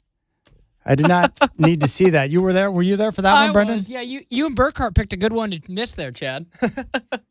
The Nuggets scored a franchise record for points on the road, 157, which also was the most the Trailblazers have ever given up in their history in a home game. Yeah, I mean, I was sitting next to our very own Sean Hyken, and I'm sitting there, and after Jokic has, 17 or 19 points in the first quarter, you're like, is it just going to be one of those nights? And then, I think Denny even said afterwards, just like, Denver couldn't miss. Like, to be that good shooting the ball from three, it was like you have one of those nights 5 nights a year, and Denver had it. That was crazy. Really crazy. Well, the Blazers, those first 3 games, they're through them now. They went 1-2, Denver, Phoenix, and Minnesota. Now the schedule is going to really lighten up and give them a chance to stack some wins. The things that jumped out at me last night, number one, Scoot Henderson looks good. Explosive. He's so strong for a young man. His body, man, he's tough. And he was attacking the rim and really abusing Bones Highland. In a lot of states, they would just charge Scoot with assault. He was going after Highland. He was attacking, showing his athleticism. That was nice.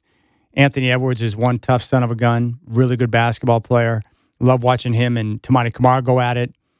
Donovan Clingan, once again, with a big night. He has played some great ball of late. He got worked in those 2 games against Cleveland and Phoenix early February, and he's responded really well since that time. And big credit to Chris Murray. A lot of Blaze fans are like, just cut Chris Murray and let's make sure that we convert both Caleb Love and Sidi Sissoko.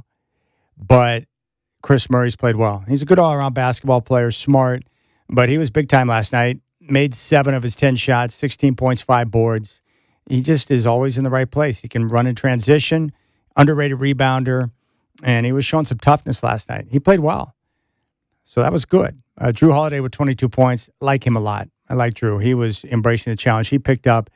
When it wasn't Kamara, it was Holiday having to deal with Anthony Edwards. That's a tough cover. That guy is tough. And Minnesota's nice. Naz Reid, great. I was watching him shoot and get warmed up before the game, and he was atop the circle, firing away from 3. It was like swish, swish, swish. And then after the game, I think that was a Peacock game, NBC. So let me think if I can remember the 3 guys. So this is well after the game. The fans had already left, and we're doing the post-game show. And on the court, it was Carmelo Anthony, Vince Carter, and Tracy McGrady. And they're out there in their, TV gear. And I think it was Tracy who had a tie on.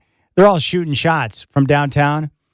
And maybe Melo's put on a few LBs, but those guys, their strokes still look pure. Boom, boom, boom. Just shooting, knocking down threes. Must be nice.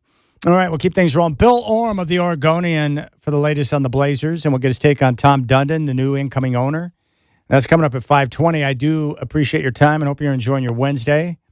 Big thanks to Colin Amos. You got the Rip City Drive on your home of the Blazers, Rip City Radio 620.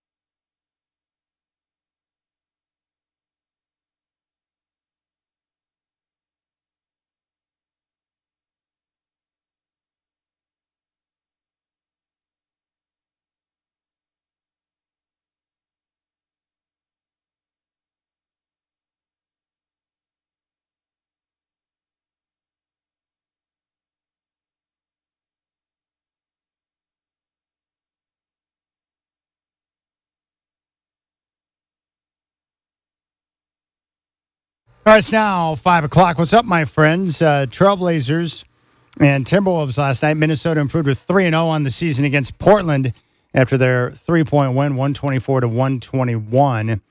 The Blazers now 28-31 on the year. Holiday had 22. Chris Murray, 16 points, 5 boards. He was 7 of 10 shooting. He got the start in place of Denny Avdia. The Blazers back in action tomorrow as they kick off a 5-game road trip. It starts in Chicago against the Bulls. Tip-off will be at 5. Chris Burkhardt and Brendan Slaughter will have game day starting at 3 here on your home of the Blazers, Rip City Radio 620. Shaden Sharp will be reevaluated in 4 to 6 weeks after further imaging revealed a stress reaction in his left leg. So more than likely, he may be done for the season. We're going to talk with Bill Oram to get the latest on the arena situation and new owner Tom Dunn, and he's going to come up at 5:20.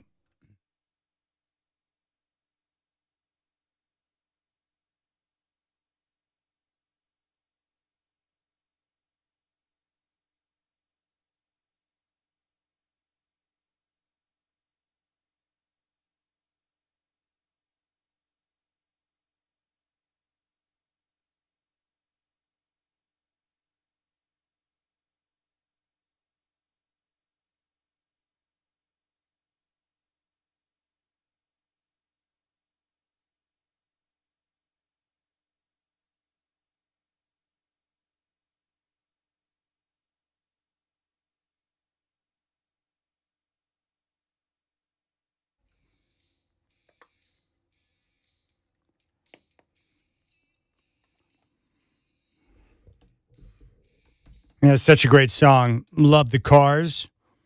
And that takes me right back to my childhood in the 80s. All right, telephone number 503-248-0620. Coming up on Friday, Brooke Olzendam going to join the show at 3:20. And we'll get her latest thoughts on the squad as they venture off on their 5-game road trip. And also we'll talk once again about Brooke Hearts Your Heart and her drive to help people and their heart health. Brooke Olzendam is going to join me Friday at 3:20, and I believe Brian Noah of Fox Sports Radio will once again stop by. He and I are making plans to hit the Notre Dame-Miami game next year. Now, it's a little bit later on the schedule than what I was hoping for, so I hope there's no conflicts with the Trailblazers scheduled next season, but I've never been to a game at Notre Dame, and my favorite college football game of all time is the 1988 Classic, Notre Dame and Miami. It was awesome. Steve Walsh, quarterback for the Hurricanes. Jimmy Johnson was the coach. Lou Holtz at Notre Dame. Tony Rice, Rocket Ishmael, the entire crew. That was a 1-point game. Miami went for 2 and the win. They did not get it, and Notre Dame went on to an unbeaten season and a national championship as they beat West Virginia in the Fiesta Bowl. But it would be great to go, and Brian, of course, is from that area, so he knows it well, and that's the plan. So there you have it. Now, Brooke Olzendam is going to come up on Friday, so we'll talk with her. And I do appreciate your time. And Bill Oram is going to come up in about 17 minutes. I want to get his take on Tom Dundon, the new owner who's coming in, and the latest on the arena improvements and the short session that's coming up with the state legislator. And the Blazers trying to get work and get agreements with the state, with the city, and the county to get to where they need to be to get the Moda Center improved. Now, as I mentioned before, I have had a few conversations. What gives me optimism is just knowing how many smart people there are from the private sector that have some very grandiose ideas, great ideas for how to revitalize the Rose Quarter, ways that they can make it a destination spot. I mean, I'm pretty excited about some of the stuff I'm hearing. Can't talk about it right now, but very excited, and I'm hopeful. And we'll talk with Bill Oram coming up at the top of the hour. The Blazers last night took a loss to Minnesota, and it was one of those games where going in, I knew it was going to be a tough matchup, and we knew the first 3 games after the All-Star break were going to be tough with Denver and Phoenix and Minnesota, but last night's game was a tough one. They don't match up well with Minnesota. Minnesota's got great length with Naz Reid and Rudy Gobert. They're wing players with Anthony Edwards and Jaden McDaniels. They just know how to create a lot of problems. Even Dante DiVincenzo is a tough player who can shoot the 3. And Minnesota was on fire from downtown in the first half. The Blazers continued to battle. They were right there throughout the course of the game. They just didn't have enough. And that happens sometimes, even Coach Splitter talked about after the game that sometimes you're going to play and you play well, but you don't take care of business enough with the little things to get over against a good opponent. And what he highlighted was some of the issues they had with some of their coverages earlier in the game, going under screens on Anthony Edwards, and he was able to take advantage of that. But there were some individual performances I thought were good. Now, no Denny Avdia. That's a problem. He's not going to play tomorrow in Chicago as they continue to monitor his lower back just to make sure they get him in a position to where he can come back and be 100%. But I wouldn't expect him to be out for an extended period of time. And no Shaden Sharp. And I wouldn't expect Shaden Sharp to come back this season because he's going to be reevaluated in approximately 4 to 6 weeks with that stress reaction in his left leg. There's not that much time left in the season, so I wouldn't expect him back. But they had some great individual performances. Jeremy Grant didn't shoot the ball well, but he did a great job of getting to the foul line. Further highlighting, we talked about Splitter and the work he's done with these guys and how they're buying in. Jeremy Grant is the prime example. He accepted his role from the beginning of the year, came off the bench. Because of injury, he's had a chance to start a number of games. He's comfortable in that role. But look at the way he's changed his game. He's either shooting the three or he's attacking the rim. There's no mid-range. And he's done a great job of getting to the foul line. He was able to do that last night. It just goes to show in the NBA, if you're having an off night, even if you're not making your shots, maybe you're missing your threes, don't be afraid to put the ball on the floor and attack the rim. And Grant did that relentlessly. Got to the foul line. And the Blazers did a good job of taking advantage of the foul line throughout the course of the game. Donovan Clingan, animal on the glass, as he has been throughout the year. He was up for the challenge against Rudy Gobert. And then Tamani Kamara chasing Anthony Edwards around. And when it wasn't Kamara, it was Drew Holiday. Holiday had 22 points. Chris Murray got the start in place of Denny Avdia, 16 points, 5 boards. He was 7 of 10 from the floor with his shooting. I thought he played really well. And I thought it was a mistake not to put Scoot in the starting lineup. But Chris Murray showed that the coach knows what he's talking about. He fits well. Unselfish, in the right spot, made good decisions. He was big early in the game and made some big plays late. I just thought he was tremendous. And then Scoot Henderson, he just continues to show flashes. And he's getting more comfortable, you can see, in his game since he's been back on the floor. But his fresh legs, having not played throughout the course of the year with the hamstring injury, his explosion, the physicality that he plays with on both ends. But when he puts the ball on the floor, that first step is really fast. And he's got great vision, his ability to pass and set up his teammates. He looks really good. I'm excited about Scoot. And I thought he looked really good last night. But what I'm most excited about with Scoot is the physicality he's showing on the defensive end at the point of attack. Not afraid to use his body, very athletic. But for a young man, he is so strong. You just look at the shoulders, the quads, the whole package. Scoot looks nice. But the Minnesota Timberwolves are tough. They got the job done by 3. And the Blazers move on now and get ready for the road trip. So now, especially the first 4 games of the trip, the Blazers are going to have a great chance to stack up some wins. And with that, they're going to, make a challenge. I think they're going to push the Warriors for that 8 spot and have a chance to win 1 game to get into the postseason. So that's really as I mentioned before, my dream scenario for the Blazers to track down the Warriors, jump to 8th in the West, and be in that 7-8 playing game. How it works is, in case you need some memory refreshing, for the play-in, you've got 4 teams. You've got 7, 8, 9, and 10. So seeds 7 through 10. The 7 and 8 team will play in a game. The 7th seed will host the 8th seed. The winner of that game gets into the playoffs as the 7th seed. The 9-10 matchup will play. 9 will host 10. The winner of that game moves on to face the loser of the 7-8 game. And then once they play that game, the winner will become the 8th seed in the playoffs. So your best case scenario is to avoid playing 2 games, get to number 8, and give yourself a chance to become the number 7 seed. And more than likely, you'll wind up playing San Antonio. Maybe the Spurs can track down Oklahoma City, although I don't expect that to happen. But in any event, as I mentioned, it's a win-win scenario for the Blazers. There are some Blazer fans who don't want them to make the postseason because they'd have to forfeit their lottery pick. It would convey to Chicago. But either way, I see it as a win-win because let's say that you make the playoffs. They finish out the season. They emerge out of the play-in. They become a playoff team, and they get a 7-game series in the first round. Even if they lose that first-round series, which will be likely based on the teams you're going to be playing, Think about all the experience you would get for the young guys like Scoot, Klingon, Tamani, Denny, and everyone else playing more meaningful games, getting through the play-in, and playing in a first-round playoff series. I mean, they've got a young core. They're trying to continue to build, and they're moving in the right direction. Great experience for those guys as they continue to move forward. Now, let's say you don't get through the play-in. You finish out the year, you get into the play-in, and you get knocked out. Well, they still played in meaningful games down the stretch. They got some playoff experience with the play-in. They don't get through, but then they get to sit back and have more ammunition for the offseason with a lottery pick. I just see it as a win-win. One thing I do know is that the franchise is focused on trying to do the best they can, win games, and make the playoffs. They're not trying to position themselves for the lottery. They're not trying to tank anymore. They're focused on building upon what they have with their young core. And I think it's great for those guys to get that type of experience.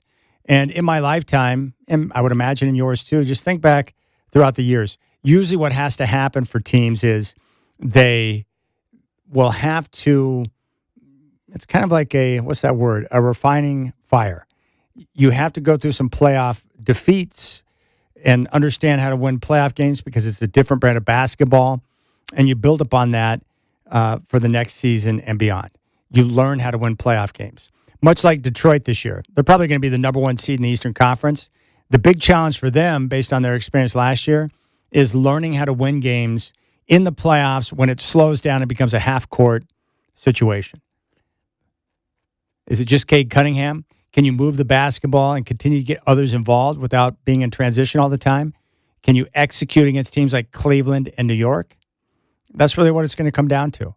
But Detroit is building off of the postseason run they had last year, which is cool. So I'm looking forward to watching all of that. Now, we'll see what happens with James Harden, who's going to be out. I think he broke his thumb. So that could be an issue for Cleveland. You know, it's funny. They made the move for him because Harden has been very reliable in terms of health. And now he's got the freak injury with the hand. So there you have it. So I think there are three teams in the East. Detroit, New York, Cleveland. I look at three teams in the West. Oklahoma City, San Antonio, and Denver. If there's an outside team in the West, it would be Minnesota just because of their roster, the way it's configured with their length and their defense, the rim protection, the rebounding. They can do a lot of good things, and they got a superstar power in Anthony Edwards. But yet, as good as they are, they've been fairly inconsistent throughout the year. Sometimes you'll get the great Timberwolves, and sometimes you won't. And by the way, I would say that their jerseys last night, the purple jerseys that are Prince-inspired, because he's from Minnesota, those are pretty nice. I'm not necessarily big on all the different uniform combinations nowadays because I like the traditional colors in the NBA, but the Prince-inspired Minnesota Timberwolves jerseys are nice. The one Rip City jersey I liked was from like 2017 when they had the black Rip City jerseys with the plaid that was kind of infused in the jersey to give honor to Dr. Jack. I thought those were super nice. But I like traditional colors, and I don't like it when I tune in and watch a team play that's in a colored jersey that has nothing to do with their original team colors. It throws me off. But again, much like the halftime show, they're not targeting me.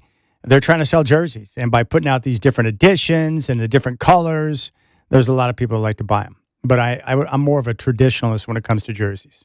All right, 503-248-0620 is the telephone number. The Drive at 5 was brought to you by McCord's Vancouver Toyota, where they live by the slogan, "We make it easy." Check out their inventory now at vancouvertoyota.com. When we come back, Bill Oram of the Oregonian is going to join us, and we'll get a deep dive on the arena with the state, the city, and the county, and also we'll get his take on Tom Dunn and what we should expect from the new owner who's going to be confirmed in the very near future. Hope you're enjoying your Wednesday. You got the Rip City Drive with Chad doing on your home of the Blazers, Rip City Radio 620.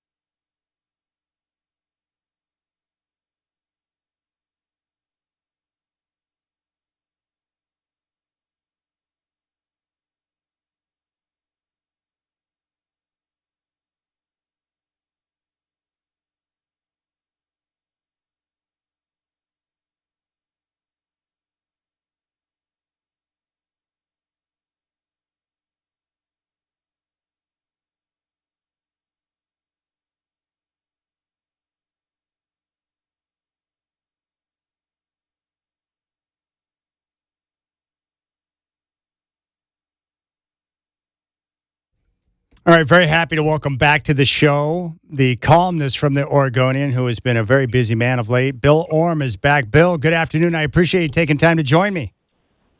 My pleasure, Chad. How's it going? Very well. So many things to talk about. I want to start with this. For Blazer fans who don't know, through all the work you've done covering the Trailblazers and the work with the new Moda Center and what they're trying to get done with arena improvements, what have you been able to uncover and learn about Tom Dundon, the new owner?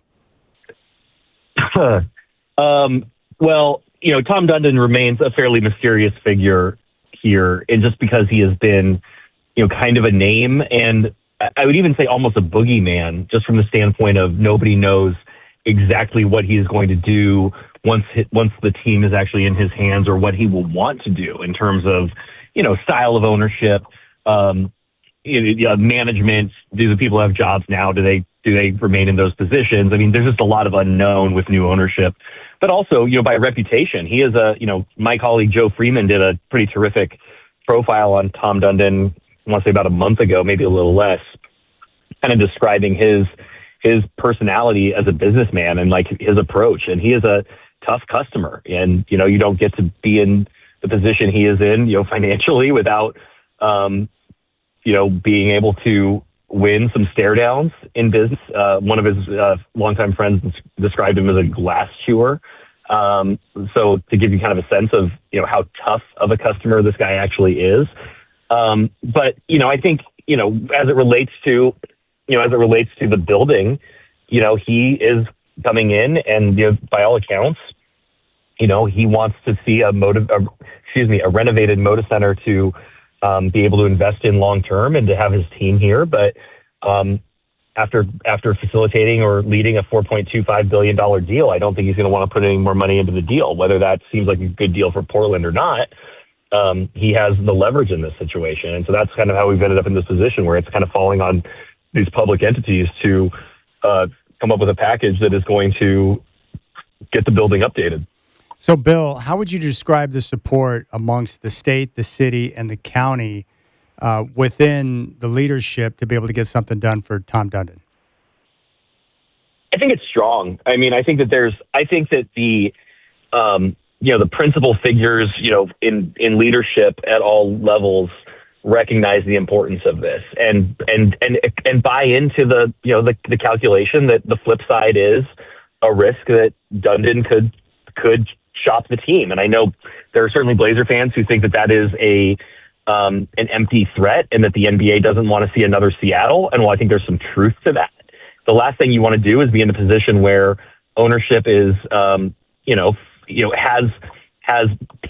essentially plausible deniability to go start looking elsewhere. If there's not an arena deal in place when Dundon takes over, not an arena deal in place, but if there is not the framework of and momentum toward an arena deal when Dundon comes in March, and there's a legislative session has come and gone without a deal, which I don't think is what's going to happen, but that would open the door for Dundon to then say, well, my lease is up in 3 years. I don't have a long-term place to play.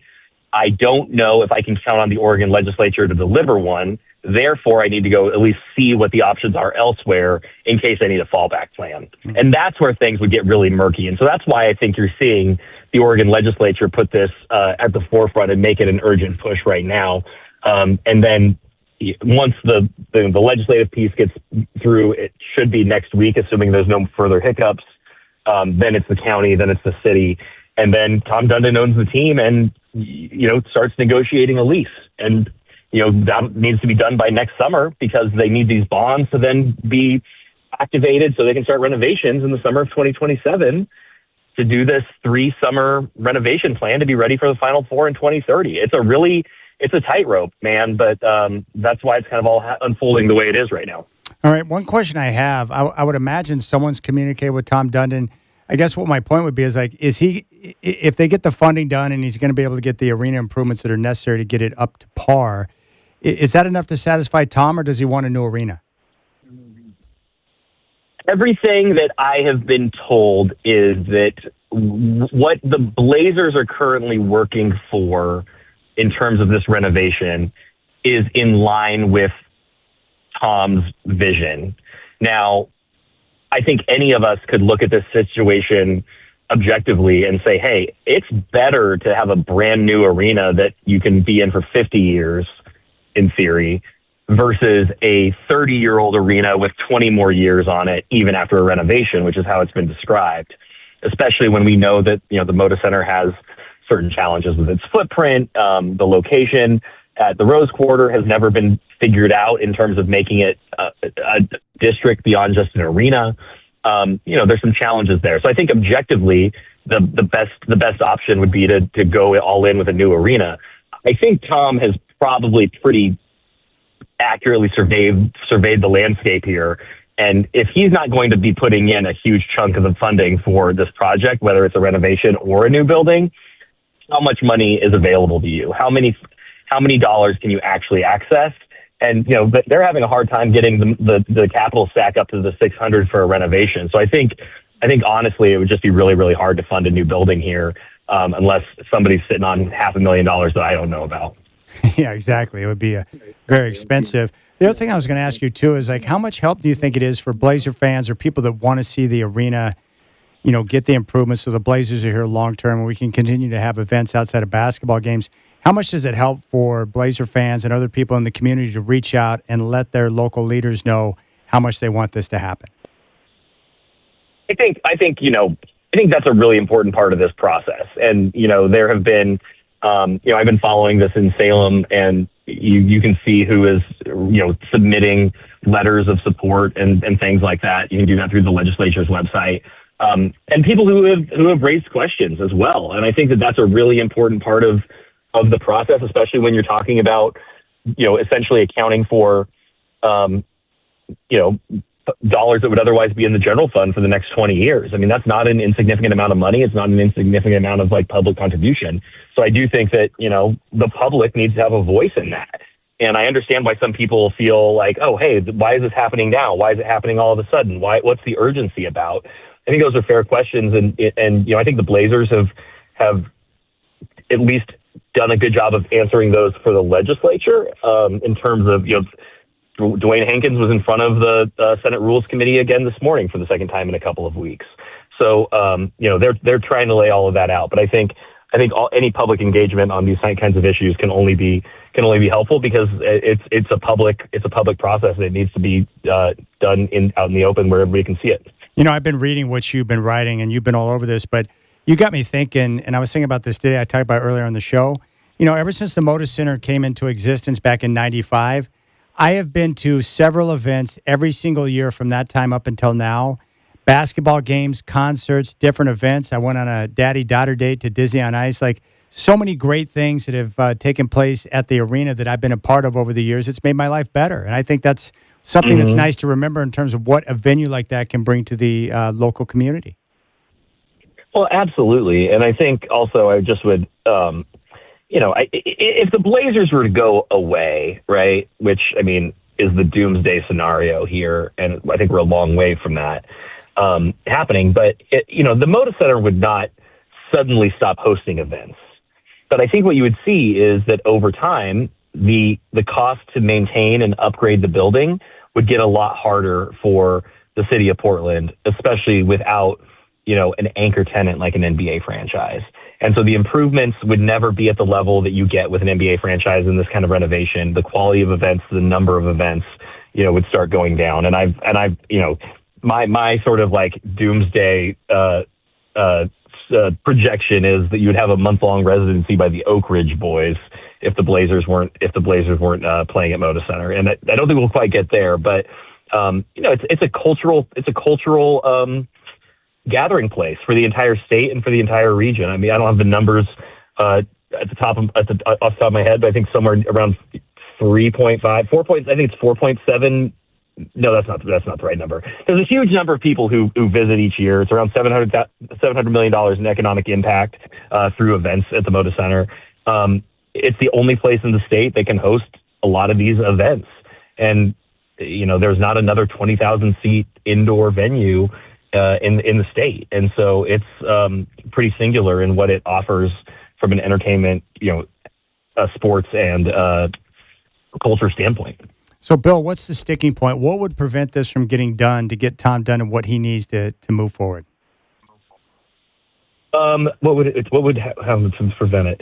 Well, I think if there were some sticking points along the way with the amount that the local different governments were going to be stepping up with. The county has come up and is meeting the ask, or is a lot closer to meeting the ask.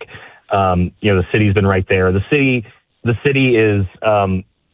is expected to offer up funds from its clean energy fund, and there's certainly people who wonder if an NBA arena is the right use of those funds. The Blazers have told me they have some really cool ideas for how to make the building more green, more efficient. I mean, you can imagine the carbon footprint of a building like Moda Center, all the cars that are driving there, the energy that it uses on a game night, and they have some really cool ideas to try to combat that. And so I would give them the benefit of the doubt that they want to use those funds responsibly, although they're going to have to explain that when they go to the city. So as long as there aren't issues there, but I think it's if something were to happen in Salem in the next week, 10 days, where a bill doesn't get through the legislature, and that could just be the timeline that they're working with. The legislature has to wrap things up by March 8th. Things take a little bit of time. It's currently still in committee. There's a push to get it out of committee this week and then get a vote on the floor next week. But, if there's, we've seen shenanigans in the Oregon legislature before where lawmakers walk out and some business doesn't get done. I think that would be the sort of thing that could really sideline this for another year, which would leave, in my estimation, Dundon with a perfect set of circumstances to go, hey, I'm going to go have a meeting with the mayor of, I know we all think Seattle's getting an expansion team, but it hasn't happened yet. So with the mayor of Seattle, with the mayor of Nashville, and that's what I think they're trying to avoid, and get something in place so that when he comes in, leadership can say, and he obviously is monitoring this and is a part of this, but this is already in motion when he takes over. All right. So would you say you're hopeful through this process? Are you concerned? What's your level of concern right now with the Blazers being able to get something done to keep the team here long term? I think I'm hopeful. I think that there was some real agita over this as they were trying to get ready for this short legislative session and try to get all the ducks in a row. I think most of those kinks have been ironed out. Yeah. There has been some opposition. There have been, there's been some very smart Blazer fans who have, been asking for, more guardrails to protect Oregonians, taxpayers. The city's not getting enough back out of this deal. There are valid questions that are being raised, and I don't think that those should be ignored. I also think that a lot of people are looking at what's happening in the legislature right now as the entirety of the discussion and the question. What the state is considering right now and is really just a framework that allows the state to be part of the negotiations. And it's a critical piece of the puzzle. You can't move forward with this plan for renovating Moda Center without this piece.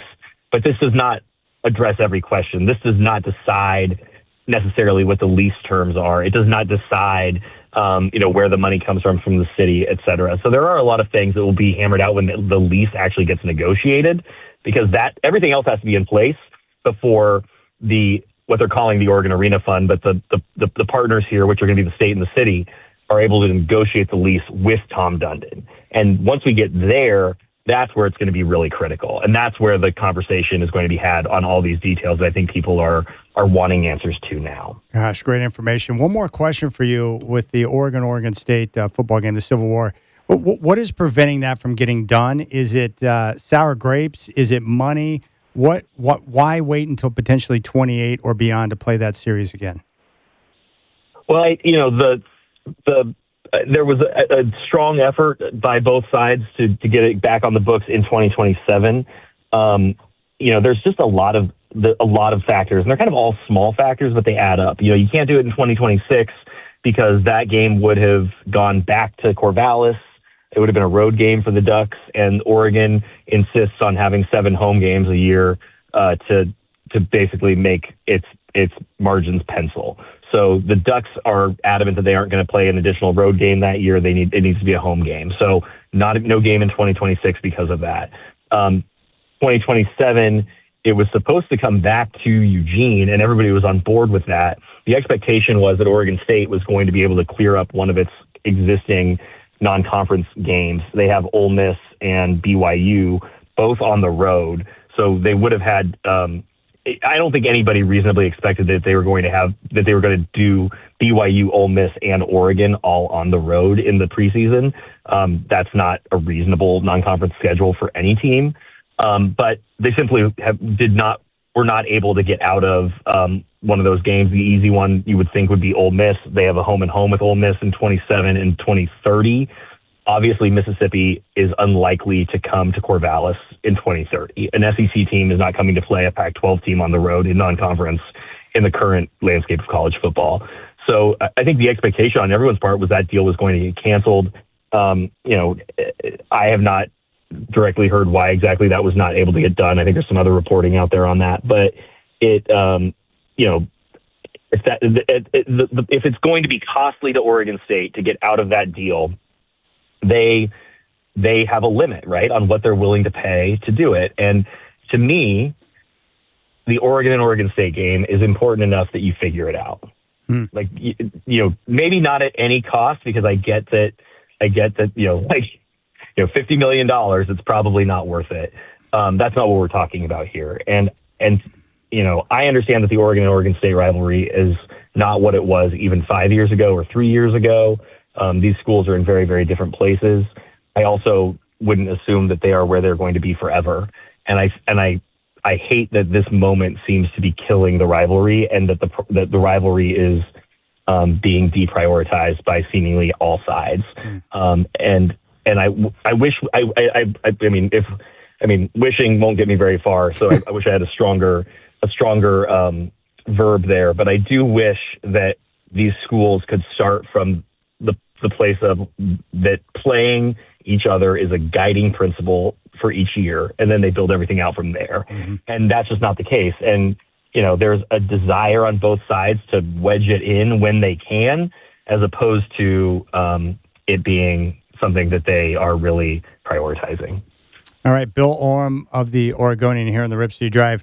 Love your work on the arena stuff, Bill. Great job. And also Joe Freeman's piece on Tom Dundon. Sensational. You guys are doing great work. I appreciate you coming on to talk. My pleasure, Chad. Good seeing you last night at the game. All right, man. Have a good night, brother. Okay, you too. There you go. There's Bill Oram. Really appreciate that update. All right, so he's hopeful. I'm hopeful. And I think we're in a good spot. Now we just need to get Tom Dundon confirmed so we can hear from him for the first time. But like I said, I've heard from some people in the private sector. There's some very, very creative ideas to revitalize the Rose Quarter area to make it a destination point. And that's a good thing. Very good thing. All right, 503-248-0620 is your telephone number. You can reach out on the Rip City Radio text line at 88528. Trailblazers will be in action tomorrow, taking on the Chicago Bulls. We'll have the tip-off at 5. Brendan Slaughter with Game Day at 3. And I'll have the network pregame show at 4. I'm so used to saying Chris Burkhardt, Brendan, that I keep saying Chris Burkhardt, but you're actually hosting Game Day and Fifth Quarter tomorrow, so my apologies. No, you're good, man. See, with the rotating door we seem to have, it's that time of year where everybody's busy, Chad, and I know I know for me, myself, I'm excited to see how the Trailblazers do on this road trip. Obviously, a lot in front of them. Some not so great injury news with Shaden Sharp. Hopefully they can get Denny back at some point too. But yeah, I'm pretty optimistic about this road trip. Outside of Houston, Chad, you kind of look at it, you're like, okay, that's probably going to be a tough game. Outside of that, the other 4 games, they are winnable games. So I'm excited for it. No question. Yeah, just the injury news sucks. I hate sports injuries. I hate them. And Shaden Sharp, for the young guys, you hate to see them miss time because they need it for development. And the front office, of course, is always looking for more data. Hard to get data when guys are not suited up. Chicago tomorrow. It'll be cool to hear from Dundon, to finally hear from him and to get his vision on what he sees. Like I said, if he wants to win badly and is willing to use his resources to do so, then it's all good. There's really nothing else to worry about. That's my number one priority. Do you want to win? Yes. Are you willing to use your resources to make that happen? Yes. All right, we're good. We're good here. I don't, if you're willing to do that, you're not going to bat 1,000. So I'm cool with that. I just want to know that your heart and your desires in the right place to hopefully, again, my requests are not extreme. Before I die, whenever that is, I would like to experience a championship parade here in town. That's all. Is that too much to ask for? I don't think so. All right, we'll keep things rolling. Rip City Drive. I appreciate your time. Hope you're enjoying your Wednesday. Let's take a look outside. No rain. It's good. It's good. Actually, a little sunshine today, which is good. I felt really great after my workout. Popped out, saw the sun. I was like, yeah.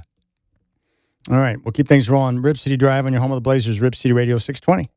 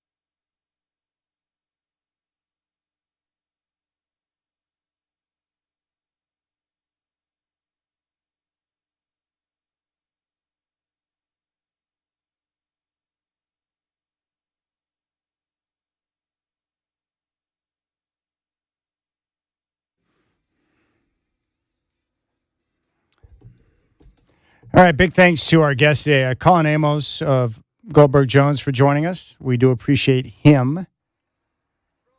And also Bill Oram from the Oregonian. You can always listen live via the free iHeartRadio app and podcast the show there, or check us out on YouTube. Just go to youtube.com/RipCityRadio620. Can you please shut up, computer? Thank you. I appreciate that. All right, so coming up next, we're going to kick it over to Kraken hockey. Into the first quarter or the first period in Dallas. Right now, the Stars are on top of the Kraken 1-0. So tomorrow, before we kick it over to the Kraken, game day is going to start at 3 with Brendan Slaughter. I'll have the network pregame show at 4, and then tip-off. Travis Demers will have the call at 5. The Trailblazers kick off the 5-game road trip in Chicago against the Bulls. So that's what's coming up tomorrow, but I do appreciate your time, and it means a lot to me that you take time to join me each and every day. So you guys enjoy your night. I'll talk to you tomorrow, as will Brendan. Coming up next, we'll kick it to Dallas, Kraken, and Stars. And right now, the Stars are up 1-0 at the end of the first. You guys have a good night.